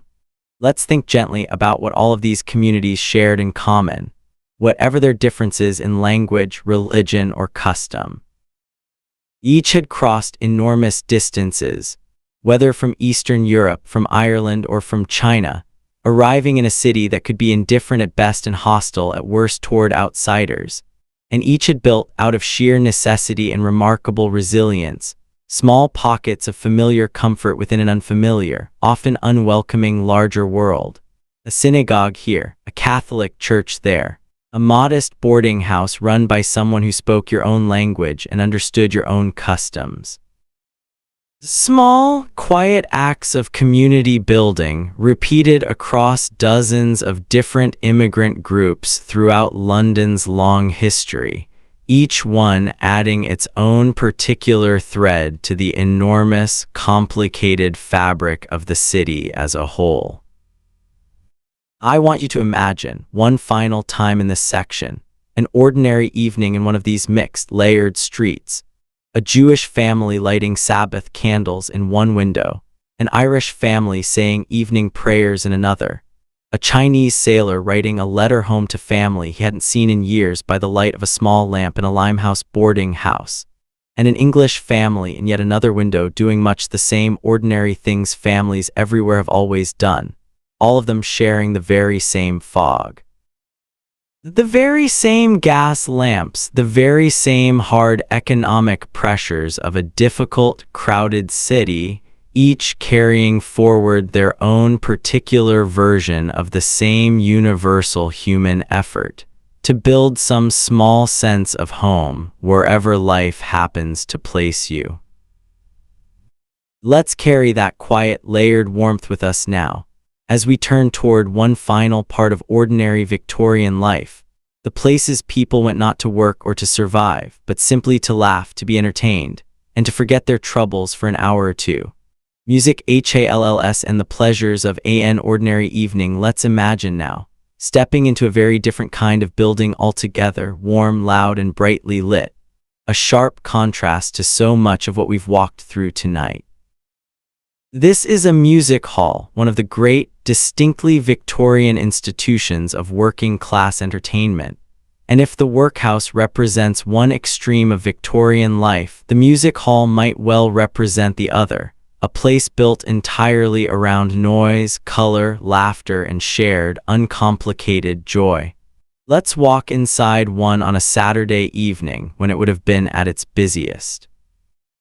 The room is large, filled with rows of tables and chairs, sometimes simple wooden benches, arranged facing a raised stage at one end. Gas lighting here is used generously, far more than in the streets outside, giving the whole space a warm, golden glow. Waiters move between the tables carrying trays of beer and simple food, since music halls typically allowed drinking and eating throughout the performance, an atmosphere far more relaxed and informal than the grander, more expensive theaters that catered to wealthier audiences across town. The evening's entertainment would move through a whole variety of acts, one after another, in a format that eventually gave us the modern phrase variety show. A comic singer might open the evening with a lively, humorous song about everyday troubles, rent, nagging mothers-in-law, the price of beer, sung in a broad, exaggerated style that had the whole room laughing and singing along by the second chorus. A juggler or acrobat might follow, drawing gasps and applause with feats of physical skill. A sentimental ballad singer might come next, drawing the whole rowdy room into a surprisingly hushed, tender silence for a few minutes, before the mood shifted again toward something livelier. Let's imagine for a moment the specific feeling of being in that audience, packed shoulder to shoulder with your neighbors, most of whom you might recognize from your own street or your own workplace, all sharing in the same laughter at the same jokes, all singing along, sometimes rather badly, to the same familiar chorus. After a week of hard, uncertain labor, whether at the docks or in a workshop or over a washtub, this single evening of shared, uncomplicated pleasure served an important function, a release valve for all the accumulated strain of ordinary hardship, a reminder that life, even a hard life, still held room for joy.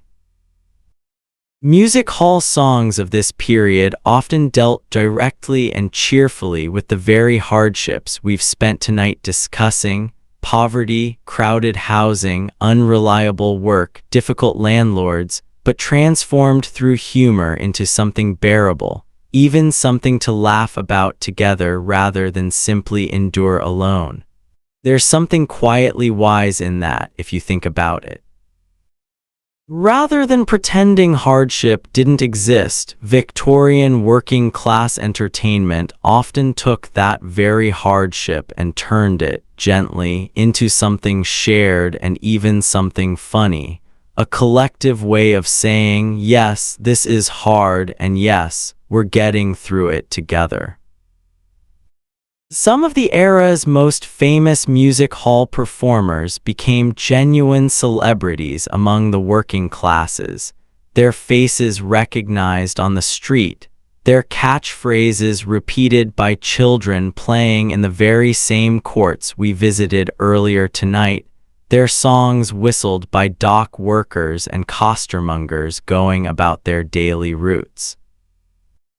For one evening a week, or even just for one evening a month for families who could only rarely afford the ticket price, ordinary Londoners got to step into a world of color, noise, and laughter, a world entirely separate from gruel and oakum and cold river mud, even if only for a few hours before the walk home through the same old fog.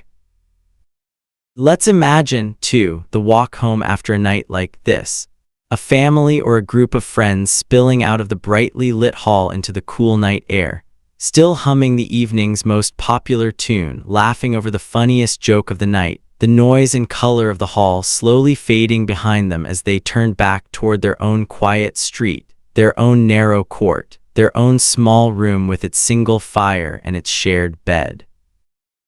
The contrast between the two worlds, the bright hall and the plain room, must have felt sharp in the moment. And yet there's something comforting, too, in imagining that same family climbing into bed still smiling, still carrying a little of that warmth and laughter with them into sleep. Exactly the kind of gentle, ordinary comfort that carried so many Victorian Londoners through so many hard years. There's a nice symmetry, I think, in ending our long walk through this city here, with laughter and music rather than with hardship alone. Because that's really the fullest, truest picture of Victorian London, not simply fog and poverty and disease, though all of that was real and important and worth remembering honestly, but also resilience, community, humor, and an unshakable, very human determination to find joy wherever joy could possibly be found, even in the hardest, coldest, foggiest corners of the largest city the world had ever known. Debtors, prisons, and the fear of falling. Let's imagine now, a different kind of fear altogether, one that hung over Victorian London regardless of which neighborhood you happen to live in, though it pressed hardest, as always, on those with the least cushion to fall back on. This is the fear of debt, and of what debt could do to a person, a family, and an entire household's future, in a legal system that treated owing money as something close to a crime in itself for much of the era. Let's think for a moment about how easily a family could slide into debt in this period. Wages for most working people were paid weekly, sometimes even daily for the most precarious jobs like dock labor, and there was very little in the way of savings for most households, since almost every penny earned went immediately toward rent, food, and fuel. A single bad week, an illness that kept the main earner from working, an unexpected rise in the price of bread, a landlord suddenly demanding rent a few days early. Any of these small disruptions could push a family that had been managing just barely into a debt they had no realistic way of repaying quickly. For those unable to pay what they owed, the law of the time allowed creditors to have a debtor imprisoned, at least until reforms later in the century gradually softened this system.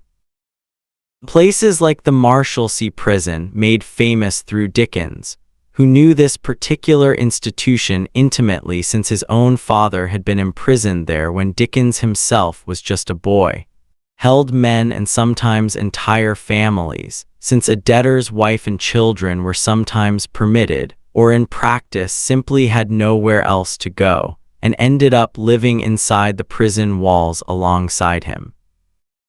Let's imagine for a moment what it must have felt like for a child to grow up, even briefly, inside a debtor's prison, playing in a small courtyard surrounded by high walls, learning the particular rhythms and rules of a place built for adults who had failed, through bad luck or bad judgment or simply bad timing, to keep their finances in order. Dickens carried this memory with him for the rest of his life, and it shaped so much of his later writing. His deep sympathy for the poor, his sharp eye for the particular cruelties of institutions that punished poverty as though it were a moral failing rather than simply a circumstance. By the later decades of the Victorian era, reforms gradually reduced and eventually largely eliminated imprisonment purely for debt, replaced by other legal mechanisms, still difficult and still stressful, but no longer quite so likely to land an entire family behind prison walls simply because a debt collector had grown impatient.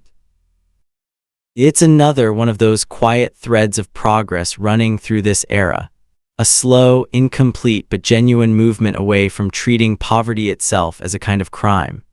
And yet, even without formal imprisonment, the fear and shame of debt remained a constant, quiet pressure on ordinary Victorian households throughout the century. We talked earlier about the pawnbroker, and about the careful, weekly cycle of pawning and redeeming a family's better clothes.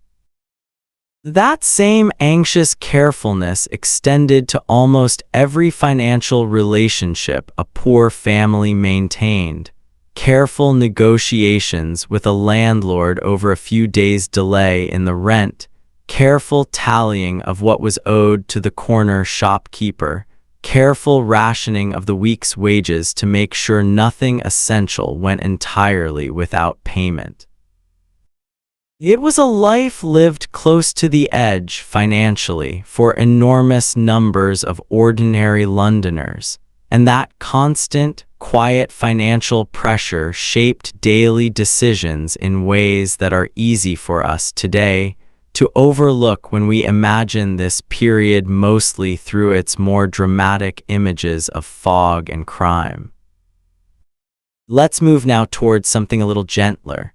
Something that touched every single household in this story tonight in one way or another, regardless of income or neighborhood. Food and the particular quiet comfort of a shared meal, however humble. Food, markets, and the everyday meal. Let's imagine walking now through one of London's great markets, somewhere like Covent Garden or Billingsgate, early in the morning, well before most of the city has properly woken. Billingsgate down by the river was London's great fish market, and if you can imagine it for a moment, Picture enormous quantities of fish arriving by boat through the night, unloaded onto the market floor before dawn, porters moving briskly between stalls carrying baskets balanced on their heads, the whole space filled with the sharp, particular smell of fresh fish and salt water, and the loud, a constant calling of traders announcing their prices to buyers who had come from every corner of the city to stock their own smaller shops and stalls. Covent Garden, meanwhile, handled fruit, vegetables, and flowers, arriving from market gardens on the outskirts of the city and from farms further afield, unloaded from carts in the gray early morning light. The air here carrying a completely different set of smells: damp earth, crushed leaves, the sweet smell of ripe fruit mixed with the earthier smell of root vegetables still carrying soil from the fields. Let's think for a moment about the particular rhythm of daily food shopping in this era, since it looked so different from anything we're used to today. There were no large shops holding a week's worth of groceries under one roof. Instead, most Londoners, especially poorer ones without any way to keep food fresh for long, shopped daily or even multiple times a day, buying just enough bread, just enough vegetables, just enough of whatever small amount of meat they could afford to get through that particular day, then returning to buy again the next morning. This meant the street markets and the costermongers we talked about earlier weren't simply a colorful backdrop to city life. They were an absolutely essential part of how ordinary households actually managed to eat. A working mother might send an older child out twice a day, once in the morning for the basics and again in the evening for whatever was needed for the family's supper, navigating the same familiar stalls, recognizing the same familiar sellers, building up over years a kind of informal trust and familiarity that made this daily errand feel less like a chore and more like simply one more small, expected part of the day's rhythm. Let's talk gently about what an ordinary poor family's diet actually looked like across a typical week, because it tells us so much about the texture of daily life. Bread was the absolute foundation of the diet, eaten at nearly every meal, sometimes plain, sometimes with a thin scraping of butter, or, more often for the very poorest, dripping, the fat left over from cooking meat, saved carefully and spread thinly across bread to add at least some flavor and some calories to an otherwise plain meal. The tea, sweetened generously with sugar when it could be afforded, was drunk throughout the day, providing both warmth and a small, welcome jolt of energy during long working hours. Potatoes featured heavily, cheap, filling, and versatile, boiled, fried, or added to whatever thin soup or stew a family could manage. Meat was a luxury for many poorer households, perhaps appearing once or twice a week at most, often in small quantities stretched across a stew or a pie to feed the whole family, with cheaper cuts and offal, the organ meats that wealthier households typically avoided, forming a much larger part of the poor Londoner's diet than most of us might imagine today. Let's imagine for a moment a specific evening meal in one of the small rooms we visited earlier in our story tonight. A pot of stew simmering over the fire, mostly potatoes and vegetables with perhaps a small piece of cheap meat added for flavor, bread on the table to fill out whatever the stew didn't quite cover, and the whole family gathering close around the fire to eat together, the smallest children perhaps eating from a shared bowl, the meal eaten quickly and without much ceremony, but eaten together, warm, and for that one evening at least enough. Wealthier Londoners, of course, ate very differently, and it's worth pausing briefly on that contrast, gently, without dwelling on it too long, simply to appreciate the scale of the divide. A prosperous middle class or wealthy household might sit down to a dinner of several courses: soup, fish, a roast, several vegetable dishes, a pudding or other dessert to finish, served on fine china by household servants in a warm, well-lit dining room. An entire world of culinary variety and comfort existing just a few streets away from families struggling to stretch a single pot of thin stew across an entire evening meal. And yet, even among the wealthy, certain foods carried a particular Victorian character worth mentioning. This was an era of elaborate dinner parties, of many courses served in careful sequence, of specific rules and rituals around which fork to use and in which order dishes should be served, an entire complex social language built around food and dining that marked, very clearly, exactly where a person stood in the social order, simply by how comfortably they navigated an elaborate multi-course meal. Let's think too about the particular joy of a rare treat, regardless of social class, because treats mattered enormously in a world where so much of daily food was plain and repetitive. A hot chestnut bought from a street vendor on a cold winter evening, warming the hands through a twist of paper before being eaten slowly, savoring each one. A small paper bag of sweets, saved up for and purchased as a rare, special indulgence. A slice of plum cake at Christmas, rich with dried fruit and spices, appearing on the table only once a year and treasured all the more for its rarity.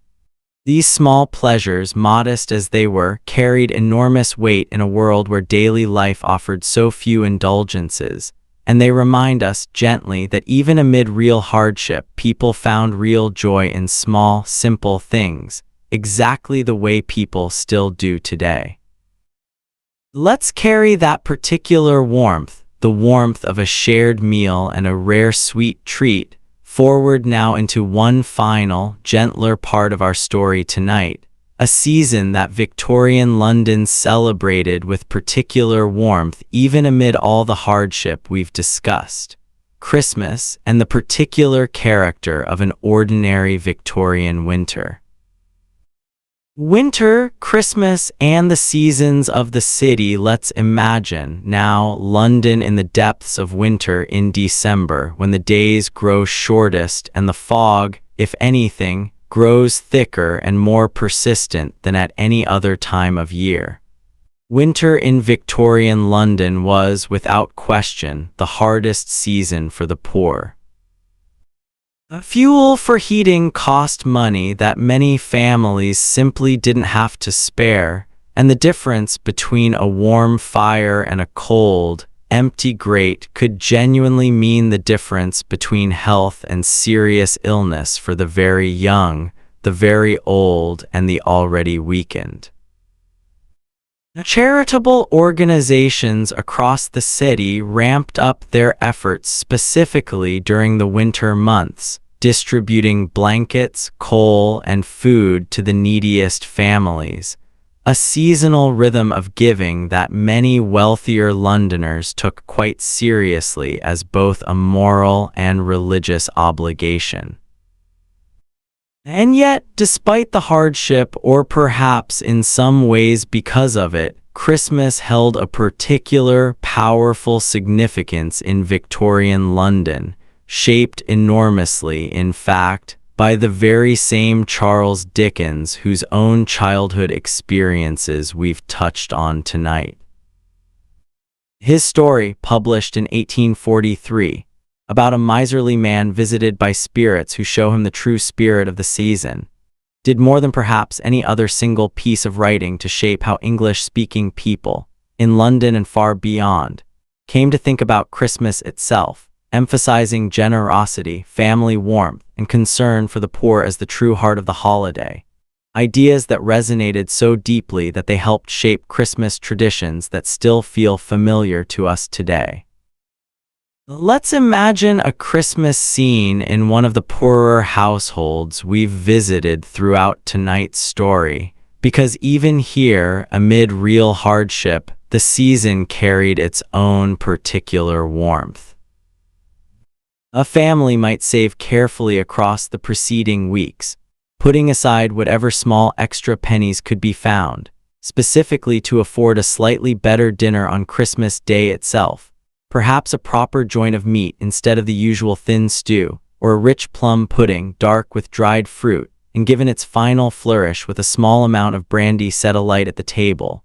A modest but treasured tradition that even the poorest families tried to manage if they possibly could. Churches and charitable societies often organized special Christmas meals for the very poorest, feeding hundreds of families in communal halls decorated as cheerfully as limited budgets allowed. Holly and ivy gathered for free from hedgerows and strung up along the walls. A shared sense of festivity extended, at least for this one day, even to households that struggled every other day of the year. Workhouses, too, generally provided a noticeably better meal on Christmas Day than their usual fare, a small, temporary softening of the institution's usual strictness, acknowledged even by the reformers who had built such an intentionally harsh system the rest of the year. Let's imagine, gently, the sound of Christmas in the city, church bells ringing out across the fog on Christmas morning, carrying further and clearer through the cold winter air than they might on a milder day.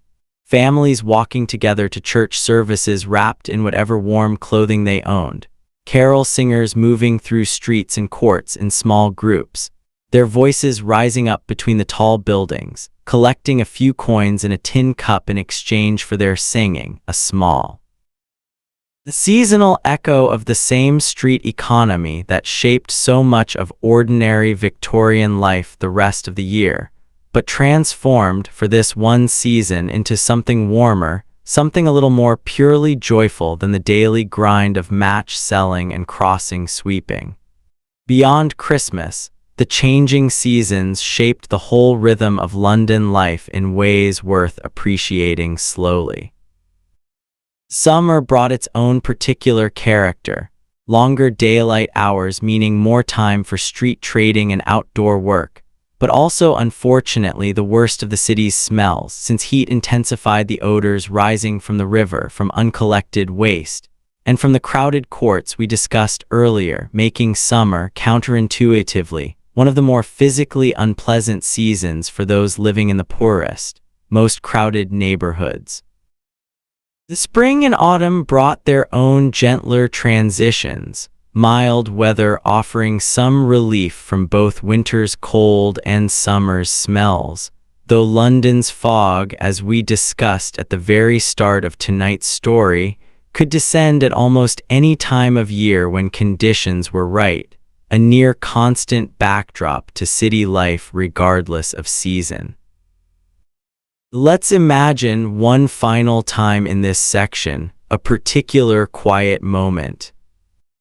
An elderly costermonger, having sold his last few oranges on a cold December evening, tired hands wrapped around a hot baked potato bought from a neighboring stall, standing for a moment under a gas lamp before beginning his walk home, listening to the distant sound of carol singers a few streets over, watching his own breath fog gently in the cold air, feeling for just this one small moment on this one particular evening, a quiet, simple contentment entirely independent of how much money sat in his pocket or how hard the rest of the year had been. That kind of small, quiet contentment, found in the middle of genuine hardship, might be one of the truest threads running through this entire story tonight. The same thread that connects a Victorian costermonger under a gas lamp to anyone today in any city, pausing for a moment on a cold evening to simply notice that they are, in this particular moment, warm enough, fed enough, and at peace enough to keep going. Let's gently bring our long walk through this city to its close now, gathering up everything we've seen together tonight before we let sleep finally take over. Clothing, appearance, and the visible language of class. Let's imagine now, standing quietly on a busy London street, and simply watching the crowd pass by for a few minutes, paying attention specifically to what everyone is wearing, because clothing in Victorian London told you almost everything you needed to know about a person before they ever said a single word.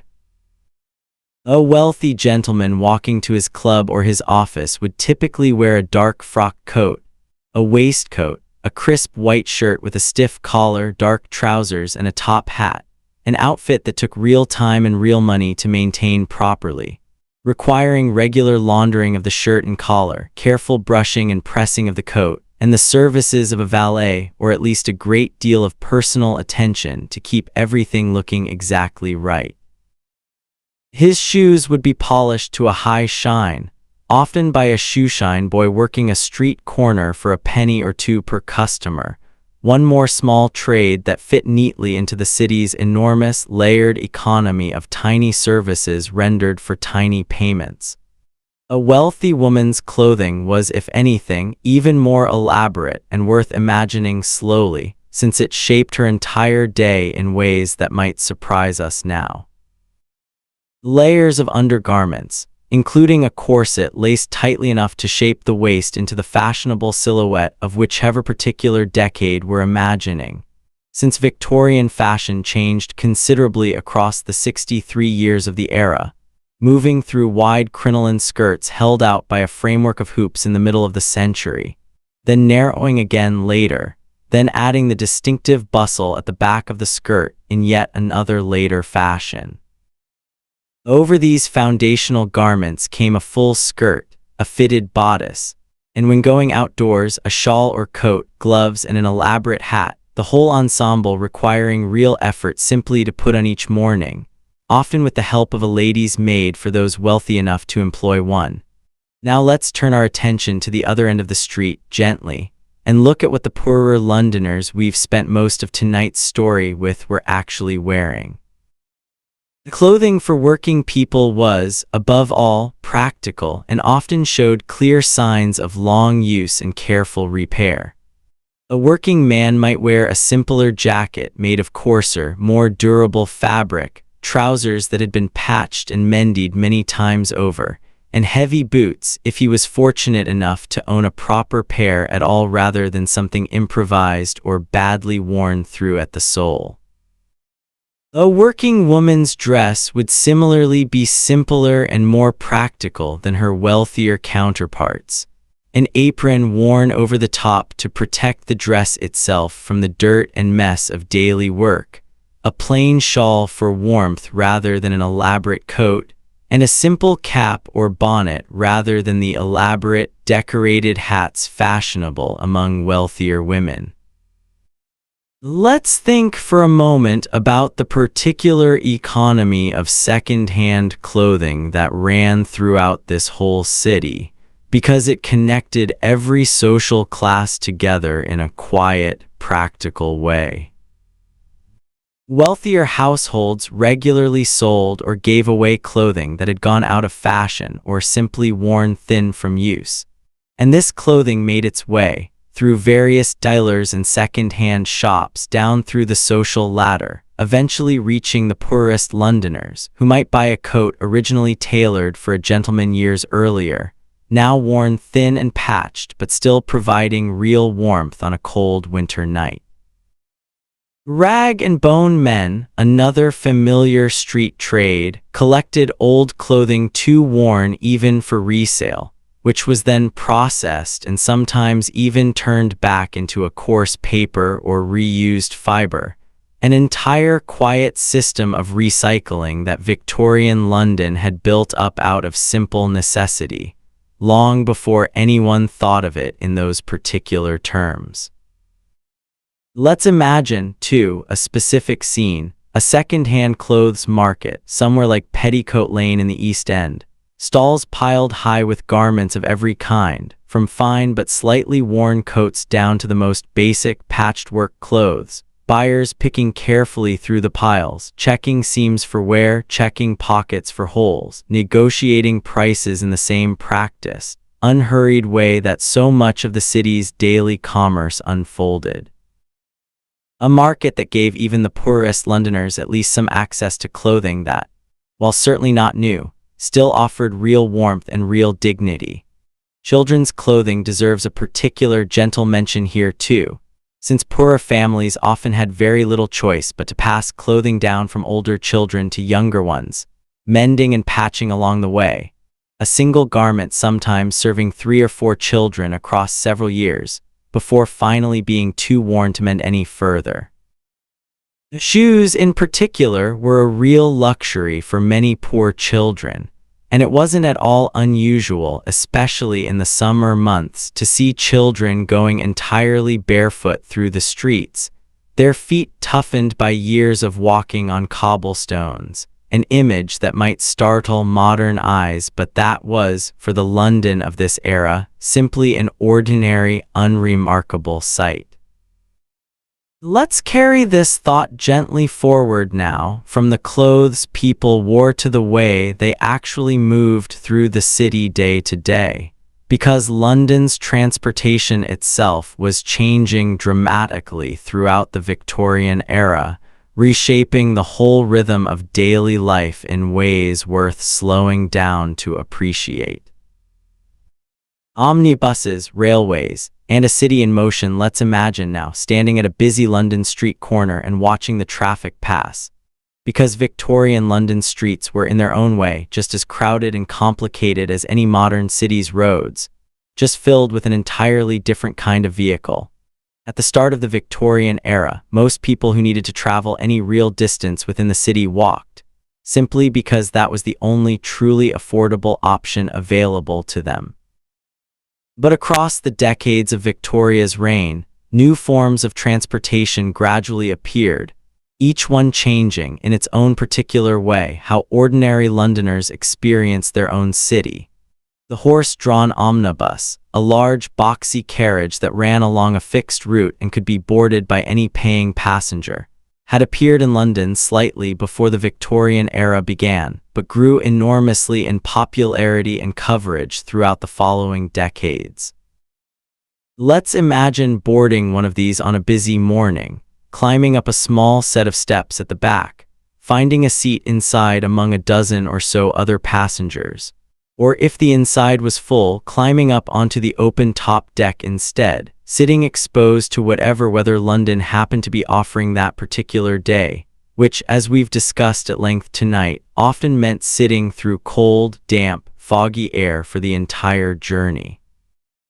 The omnibus moved at a horse's walking or gentle trotting pace, considerably slower than any modern bus, weaving carefully through streets crowded with carts, cabs, pedestrians, and other omnibuses, the driver calling out occasionally to clear a path, the conductor collecting fares and calling out stops in a particular, practiced rhythm not entirely unlike the costermonger's street cry we discussed earlier tonight. For many working Londoners, the omnibus fare, while modest, was still enough of an expense that walking remained the more practical choice for daily commuting, meaning the omnibus served mainly middle-class passengers, clerks and shopkeepers traveling between home and work, wealthier residents making social visits across the city, rather than the very poorest, for whom every penny needed to be saved for rent and food rather than spent on transportation, however convenient. The truly revolutionary transportation development of the Victorian era, though, was the railway, and its effects on London were nothing short of transformative. Railways connecting London to other cities had expanded rapidly from the 1830s onward, but it was the development of railways within London itself, and particularly the opening of the world's first underground railway in 1863, that most directly reshaped how ordinary Londoners experienced their own city day to day. Let's imagine, for a moment, what it must have felt like to descend, for the very first time, into an underground railway station, walking down a set of stairs into a world lit by gas lighting. Since electric lighting hadn't yet arrived, the air thick with a particular mixture of coal smoke and steam. Since these earliest underground trains were pulled by steam locomotives, venting smoke into tunnels that, despite various ventilation efforts, could grow quite smoky and unpleasant. especially during a busy rush hour. And yet, despite the smoke and the strangeness of it all, this new underground railway proved enormously popular almost immediately, carrying tens of thousands of passengers daily within its first years of operation, offering a way to cross the city considerably faster than any horse-drawn vehicle struggling through the same crowded surface streets above. The railways, both underground and the larger mainline stations built across the city during this period, also reshaped London's geography in a more subtle but equally important way. New railway lines and stations required enormous amounts of land, and the construction of these lines often cut directly through some of the very poorest, most crowded neighborhoods we've discussed tonight, displacing thousands of families whose homes stood directly in the path of a planned new line. Let's pause on that for a moment, gently, because it's an important, easily overlooked detail. The same railway expansion that eventually made travel faster and easier for many Londoners also caused real, immediate hardship for others. Families given little notice and little compensation before their homes were demolished to make way for new tracks, forced to find new lodging in already overcrowded neighboring streets, adding yet more pressure to housing conditions that were already, as we discussed earlier tonight, stretched dangerously thin. Let's imagine, too, the enormous new railway termini themselves, grand stations with soaring iron and glass roofs, considered among the great architectural achievements of the age, standing in sharp, almost startling contrast to the narrow courts and crowded slums that so often surrounded them just a short walk away. A traveler arriving at one of these grand stations, stepping out from beneath its soaring glass roof into the surrounding streets, might find themselves within a few minutes' walk moving from one of the most modern, impressive structures in the entire world directly into some of its poorest, most crowded housing, a contrast that captures in a single short walk so much of what made Victorian London such a complicated, layered city. For those who couldn't afford the omnibus or the railway at all, walking remained, throughout the entire Victorian era, the primary way most working Londoners actually moved through their own city, and it's worth appreciating one more time just how much walking shaped ordinary daily life during this period. A dock worker might walk several miles each way between his lodging and the docks. A domestic servant might walk considerable distances on her rare afternoon off, simply to visit family in another part of the city. A costermonger walked his entire selling route, day after day, year after year, until he probably could have walked every turn of it blindfolded. This was a city built fundamentally at the pace and scale of the human foot, even as new technologies gradually began to stretch and reshape that scale across the decades of Victoria's long reign.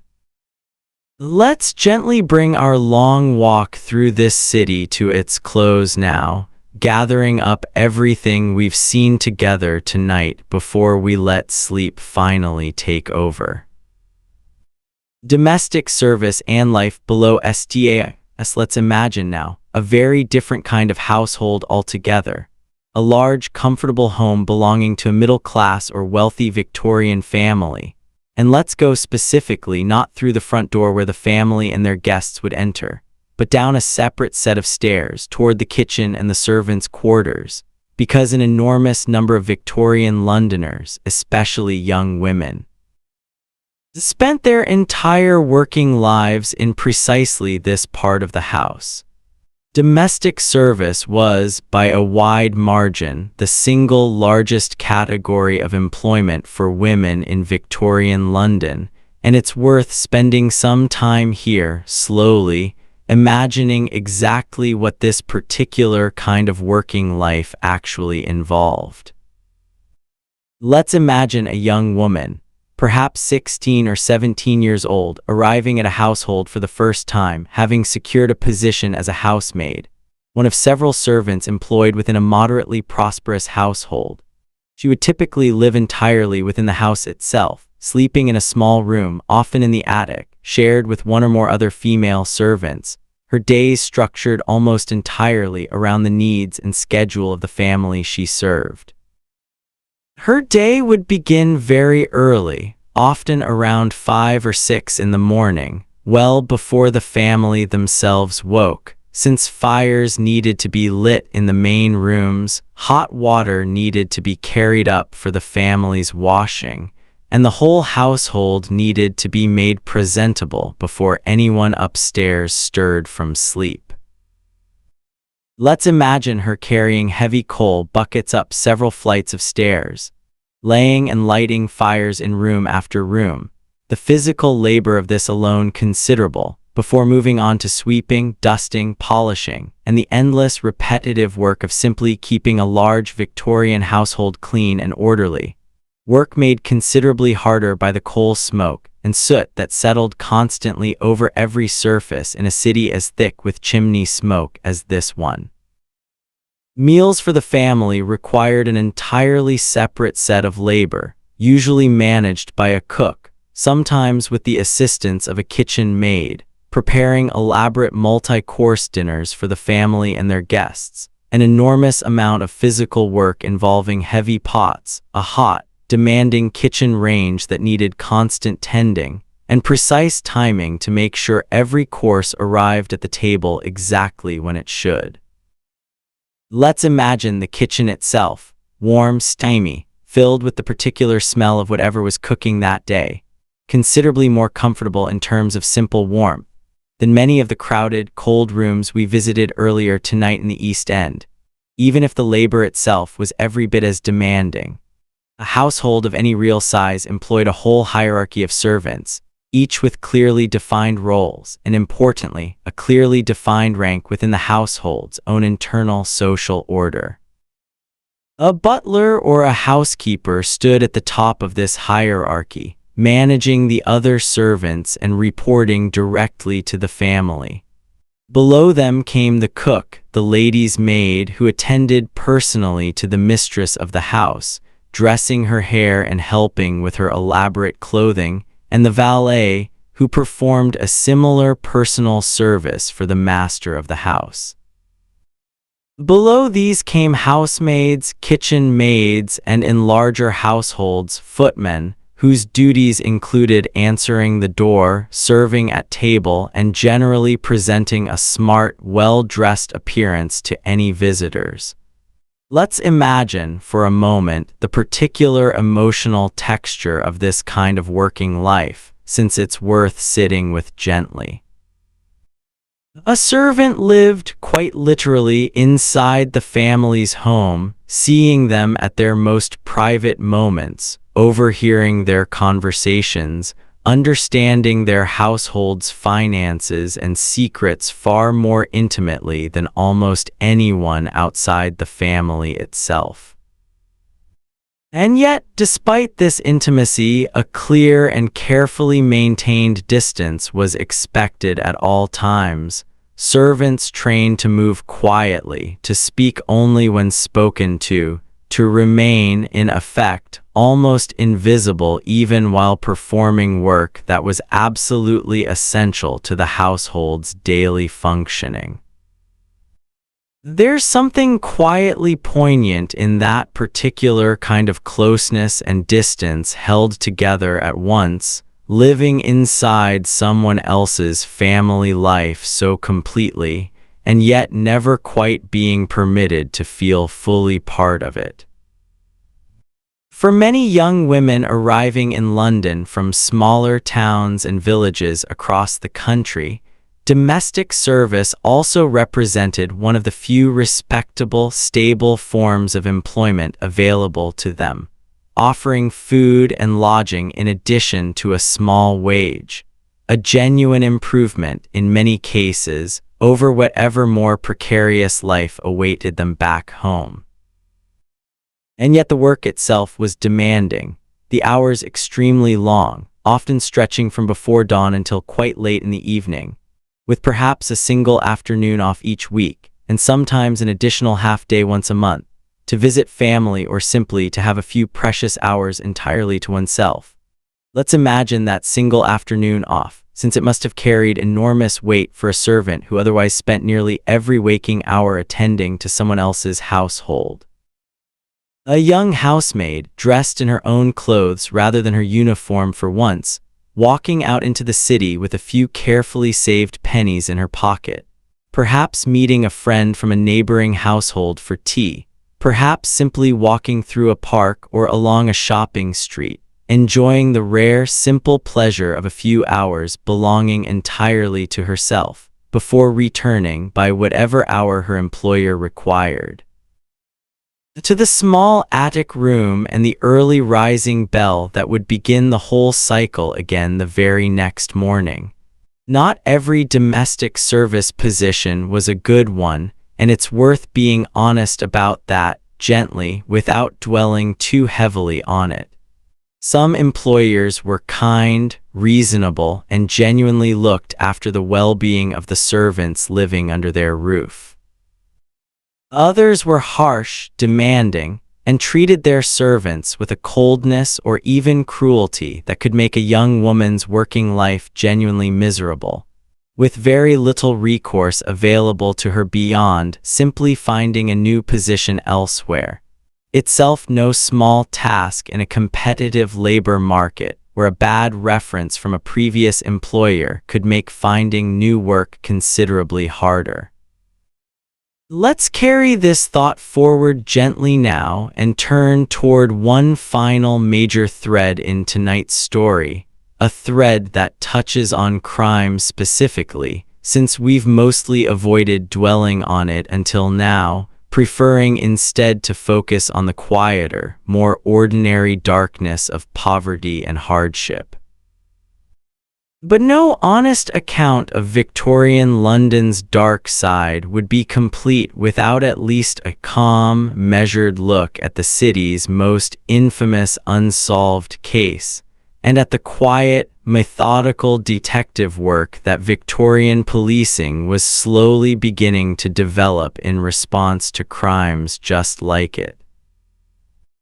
Detectives, the Whitechapel murders, and the limits of Victorian justice. Let's imagine now, autumn of 1888 in Whitechapel, the very neighborhood we walked through earlier tonight, its narrow courts, its crowded lodging houses, its immigrant communities living alongside long-established East End families.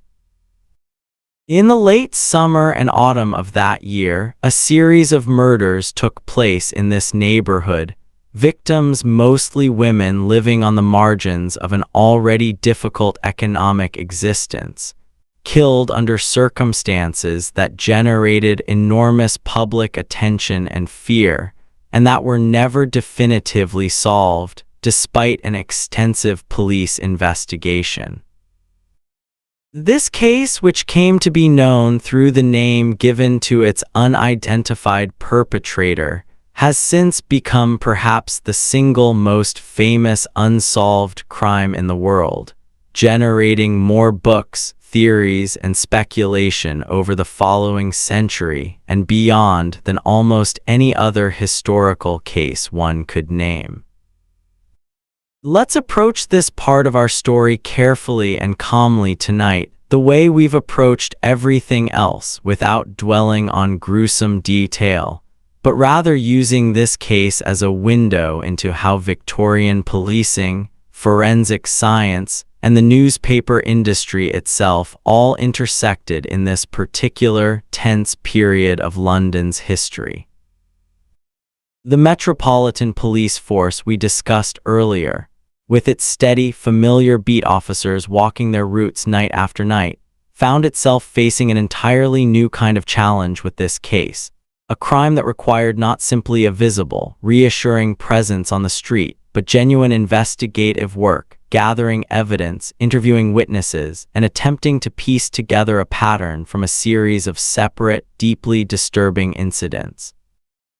Scotland Yard's detective branch, still a relatively young institution within the wider police force, having only been formally established a few decades earlier, worked to develop and apply investigative methods that, by our modern standards, remain quite basic, since so many of the forensic techniques we take for granted today, from fingerprint analysis to any form of scientific evidence testing, either didn't exist yet or were still in their earliest, most experimental stages.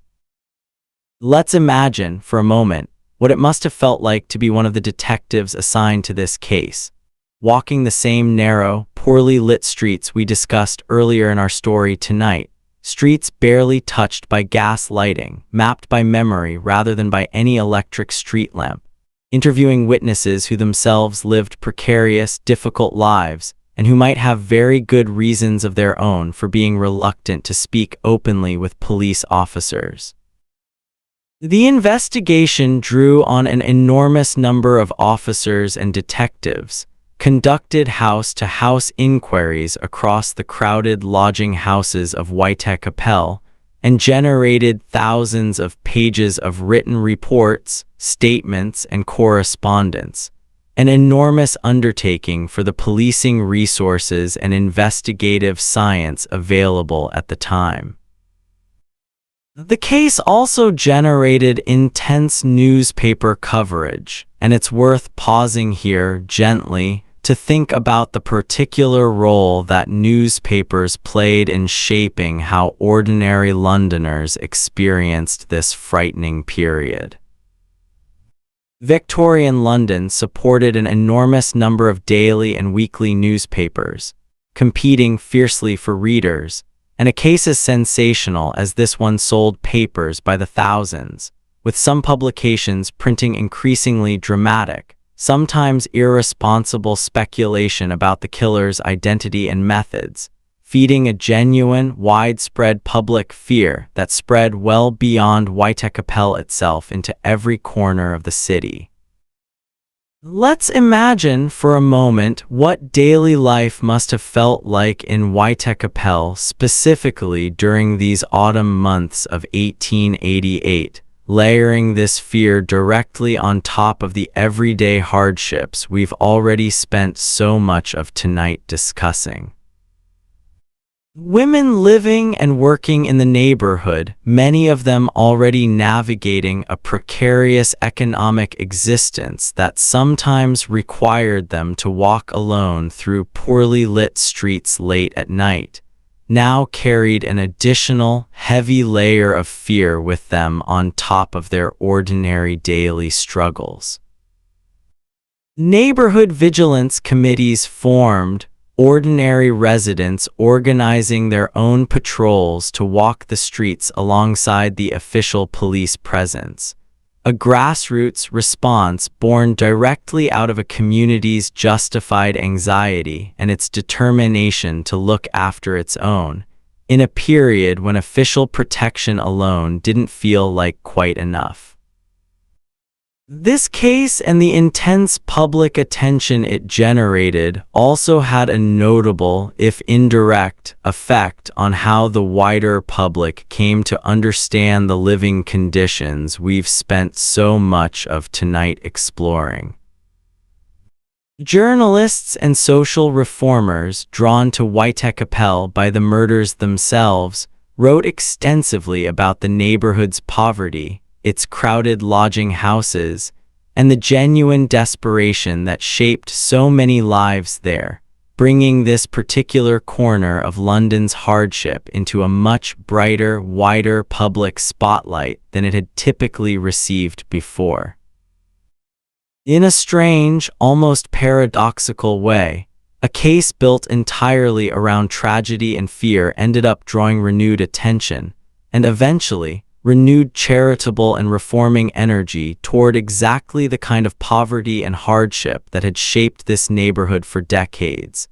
Energy that fed into broader housing reform efforts that continued to unfold across London in the years and decades that followed. Let's step back now gently from this particular case and think for a moment more broadly about crime in Victorian London as a whole. Since this single, famous, unsolved case, however much attention it has drawn across the more than a century since, was genuinely an exception rather than the rule, precisely the kind of rare, dramatic event that stands out in our collective memory precisely because most days, most nights, and most streets in Victorian London were, as we discussed earlier tonight, simply quiet, ordinary, and largely uneventful. The vast majority of interactions between Victorian Londoners and their city's police force involved small matters, minor disputes, petty theft handled quickly and efficiently in a busy police court, a lost dog, a drunk and disorderly reveler needing to be walked safely home rather than left out in the cold.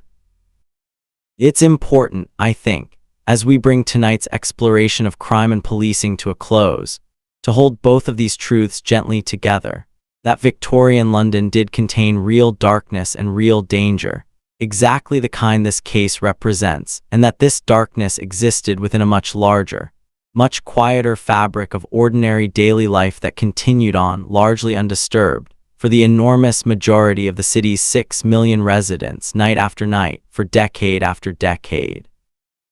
Let's gently bring our long walk through this city to its close now, gathering up everything we've seen together tonight before we let sleep finally take over. Courtship, marriage, and family life among the ordinary. Let's imagine now one final scene before we begin gathering everything together, a much quieter and gentler one than the last, since it feels right to ease our way back toward rest slowly, the way a fire settles into embers rather than being put out all at once. Let's imagine two young people, a shop assistant and a seamstress, perhaps, meeting on a Sunday afternoon, one of the very few stretches of genuine free time available to most working Londoners across an otherwise demanding week. Sunday, for most of Victorian London, carried a particular character all its own. Shops closed, the usual rush and noise of the working week quieted considerably, church bells marking out the rhythm of the day for those who attended services, and afterward for many, a rare afternoon simply to walk, to visit family, or, for a young couple just beginning to know each other, to spend a few precious hours together in public. Since respectable courtship in this era generally required a certain amount of visibility and propriety, a walk in a park, a visit to a museum on the days it happened to be open, tea taken together in the company of a chaperone or at least within clear public view. Let's think gently about how courtship actually unfolded for ordinary working Londoners, since it looked quite different from the more elaborate, carefully managed courtships of wealthier families, where matters of family connection, financial prospects, and social standing often weighed as heavily as personal affection, sometimes more so. For working-class couples, courtship was often simpler and more direct, shaped heavily by proximity. Two young people working in neighboring shops or attending the same church or living on the same street, gradually growing familiar with each other across weeks and months. A shared walk home, a conversation struck up at a market stall, small moments accumulating slowly into something more serious. Marriage, once a couple had decided to commit to each other, was often delayed until both partners had saved at least a small amount toward setting up their own household, since starting married life required, at minimum, enough furniture and basic household goods to establish even the most modest home, and enough security in both partners' employment to feel reasonably confident about supporting a family together. Let's imagine a young couple's wedding day itself, likely a simple, modest affair, a service at the local parish church, the bride wearing her best dress rather than anything purchased specifically for the occasion, since a dedicated white wedding dress, while growing more fashionable among wealthier Victorians following Queen Victoria's own famous choice to wear white at her wedding in 1840, remained well beyond the means of most ordinary working households throughout the era. A small gathering afterward, family and close friends sharing whatever modest meal could be managed, perhaps a bit of cake if the family could stretch to it, the whole event modest in scale but no less meaningful for its simplicity. Once married, family life for ordinary Victorian Londoners followed patterns we've already touched on throughout tonight's story. A household managed carefully around a tight, uncertain budget, children arriving fairly regularly across the following years. Since reliable contraception essentially didn't exist for most of this period, and infant mortality, sadly, remained high enough throughout the era that most families experienced the loss of at least one child at some point. A private grief carried quietly within countless households across the city, rarely spoken of at length but deeply, universally understood by nearly everyone living through this period. Let's sit with that particular thought for just a moment, gently, without dwelling on it too heavily. Grief of this kind touched Victorian London at every level of society, rich and poor alike, though poorer families, lacking access to good medical care and living in the crowded, disease-prone conditions we discussed earlier tonight, faced this particular sorrow considerably more often than their wealthier neighbors. And yet, even carrying this kind of loss, families continued forward, continued raising the children who survived, continued building whatever small stability and warmth they could manage within their own four walls. A testament, again, to the same quiet, unglamorous endurance that has run as a thread through nearly every part of tonight's long story. Let's imagine, instead, a gentler, more hopeful domestic scene to close this particular part of our journey. An ordinary evening in a modest but happy household, the kind that made up the great majority of ordinary Victorian family life, whatever hardships came along the way. A father returning home from a long day's work, greeted at the door by children eager to tell him about their own day. A mother finishing preparations for the evening meal, the small room warmed by the fire, the family gathering close around the table to eat together, sharing news, teasing each other gently, the particular warmth of an ordinary family evening that would have felt, to the people actually living it, entirely unremarkable, simply the natural shape of an ordinary day, and yet which represents, when we look back at it now from such a distance, exactly the kind of quiet human warmth that makes any period of history, however hard, still fundamentally livable, still fundamentally human, still recognizable to us today in all the ways that matter most. Let's imagine, finally, that same family, the meal finished, the dishes cleared away, settling in for the evening as the fire burns low and the gas lamps outside flicker faintly through a thin curtain, the children growing sleepy, the parents talking quietly together about the day just past and the day still to come, the whole household gradually settling into the particular universal rhythm of an ordinary evening drawing to its close, exactly the same rhythm that carries so many of us. In whatever century and whatever city we happen to call home, gently towards sleep at the end of every ordinary day. Let's gently bring our long walk through this city to its close now, gathering up everything we've seen together tonight before we let sleep finally take over. TRADES, apprenticeships, and a lifetime of skilled work. Let's imagine, one more time before we close, a small workshop tucked away on a side street, the kind of place easy to walk past without a second glance, and yet exactly the sort of place where an enormous amount of Victorian London's daily life was quietly assembled, piece by hand.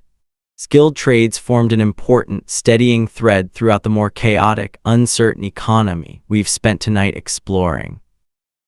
A boy showing some particular aptitude or simply whose family had a connection to a trade through an uncle or a family friend might be apprenticed around the age of 12 or 14 to a cabinet maker, a printer, a watchmaker, or any of dozens of other skilled trades that kept the city running. Let's imagine that boy on his very first day, standing a little nervously in a workshop filled with unfamiliar tools. The particular smell of wood shavings and varnish, or ink and paper, or hot metal and oil, depending on which trade he'd been placed into, an older craftsman showing him, patiently or perhaps a little impatiently, exactly how to hold a tool, how to measure carefully, how to begin the slow, gradual process of turning raw materials into something finished and useful. An apprenticeship typically lasted several years, often 5 to 7, during which the apprentice lived very simply, sometimes lodging with the master craftsman's own family, receiving little or no wage at first beyond his basic keep, the arrangement built on the understanding that he was trading his labor now for a skill that would support him for the rest of his working life. Let's think gently about the particular patience this required, both from the apprentice and from the master training him, years of repetitive practice, small mistakes corrected again and again, gradually building toward genuine competence, the same unhurried, cumulative process by which so many worthwhile skills in any century are actually learned.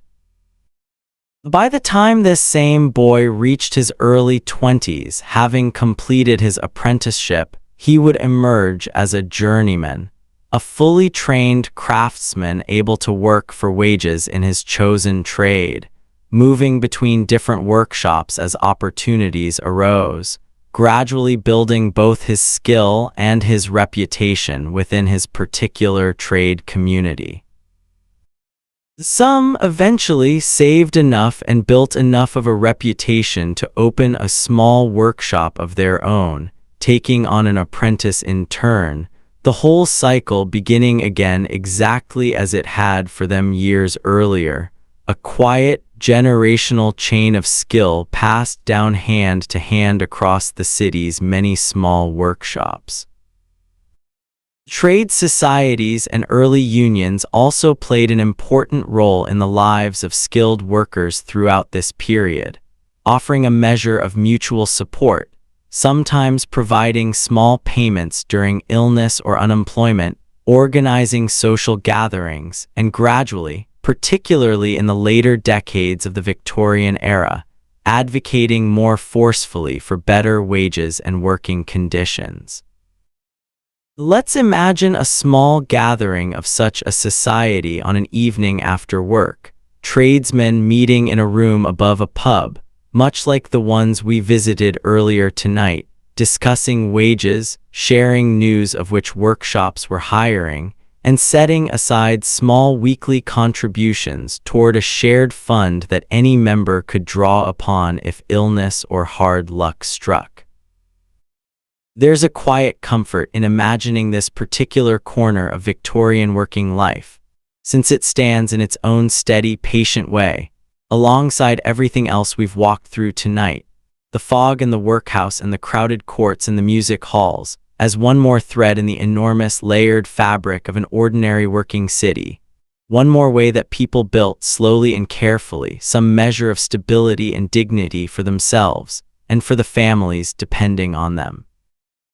A quiet reflection before we go: we've walked a long way together tonight, through fog thick enough to hide your own hand, through the plain gray corridors of the workhouse, alongside children selling matches and sweeping crossings and wading through river mud for scraps of coal, through narrow courts where entire families shared a single room and past the pumps where neighbors gathered each morning for water, along the docks and down among the small, quiet opium dens of Limehouse. Through hospital wards in the earlier, harder days of medicine, and through the reformed, gentler gardens of the later Victorian asylums.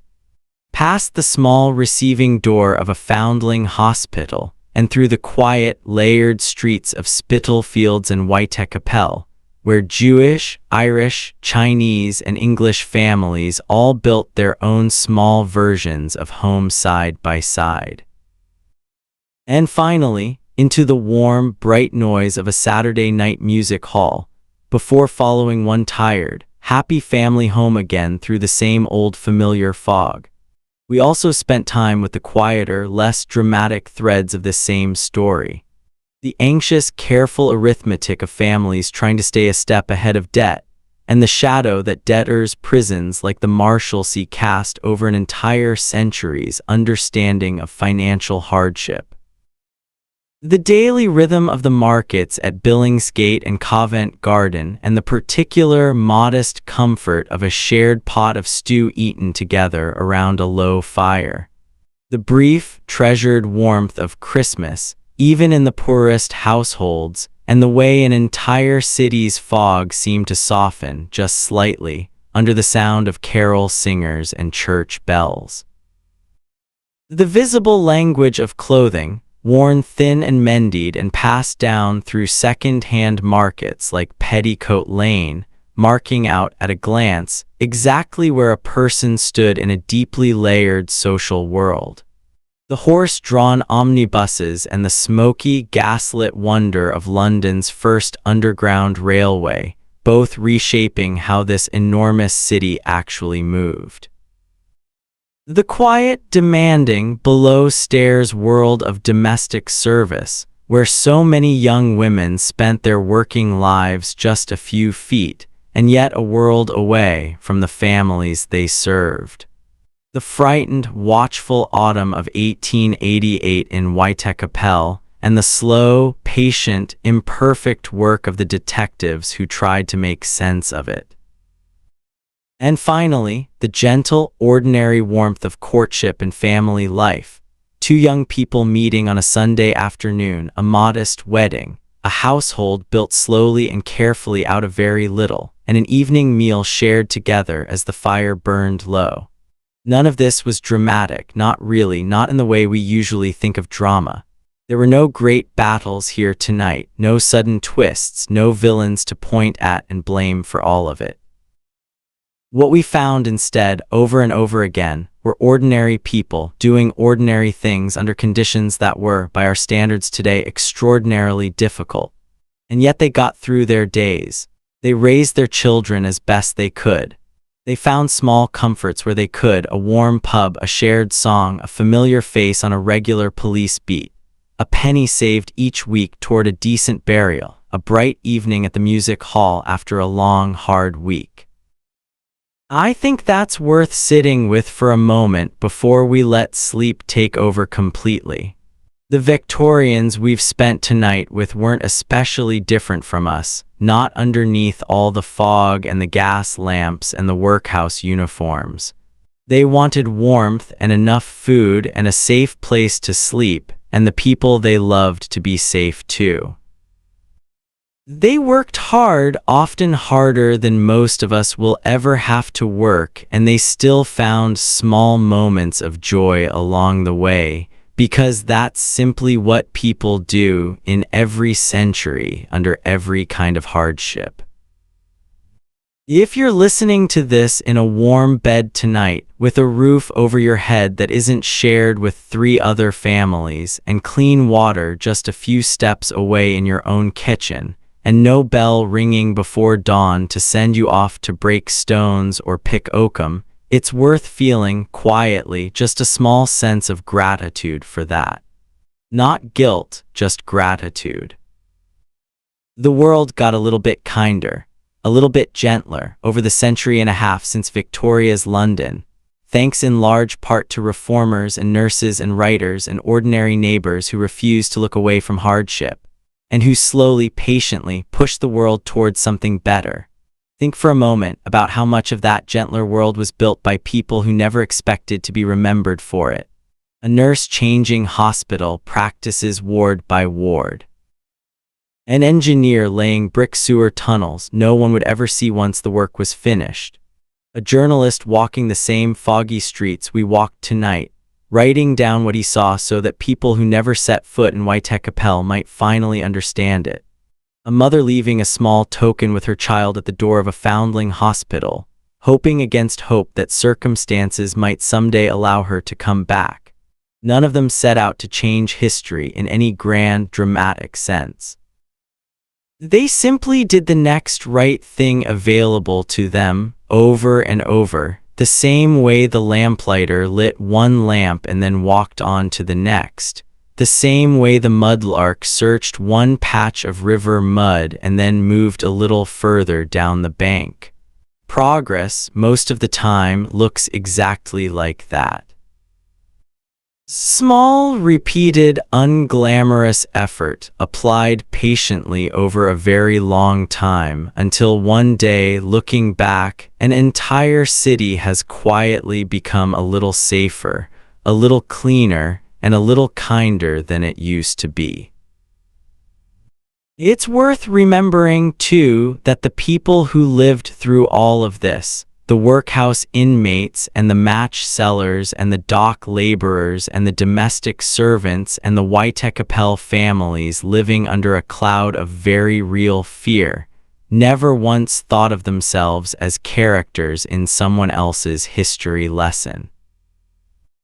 They were simply living their own lives, one ordinary day at a time, the same way we are living ours right now, and the same way whoever comes long after us will look back on our own century with whatever mixture of sympathy, curiosity, and quiet gratitude we're extending tonight to Victorian London. And now, wherever you're listening from tonight, whatever city or town or quiet room you're settling into, I hope this long walk through old London's fog has done exactly what it's meant to do. Slowed your mind down, given it something gentle and interesting to hold on to, and carried you, step by step, a little closer to sleep. If you made it this far, and I suspect quite a few of you drifted off somewhere along the way, which is exactly what's supposed to happen, thank you for spending this quiet evening with me. If this is the kind of history that helps you rest, I'd be grateful if you subscribed and turned on notifications so you don't miss the next long, slow walk through the past. There are more evenings like this one coming, more quiet corners of history waiting to be explored together, calmly, gently, at exactly the pace that helps you finally put the day down and rest. If you enjoyed tonight's journey through Victorian London, let me know in the comments where you're listening from tonight and which part of the story stayed with you the longest. I read every single one, even if it takes me a little while to get through them all. Somewhere out there tonight, if we could somehow step back through all those years, the fog would still be rolling in off the river, a lamplighter would still be making his slow, patient rounds, and a tired family somewhere in the East End would still be settling in for the night around a low fire, exactly the way you're settling in right now. That thought alone, I think, is worth carrying with you into sleep. Across all that distance in time, across all that difference in circumstance, the plain, quiet business of getting through an ordinary day and then resting at the end of it connects us to every single person we walked alongside tonight. Until next time, sleep well, breathe slow, and let the fog of an old, tired city carry you gently off into your own quiet rest tonight. Good night.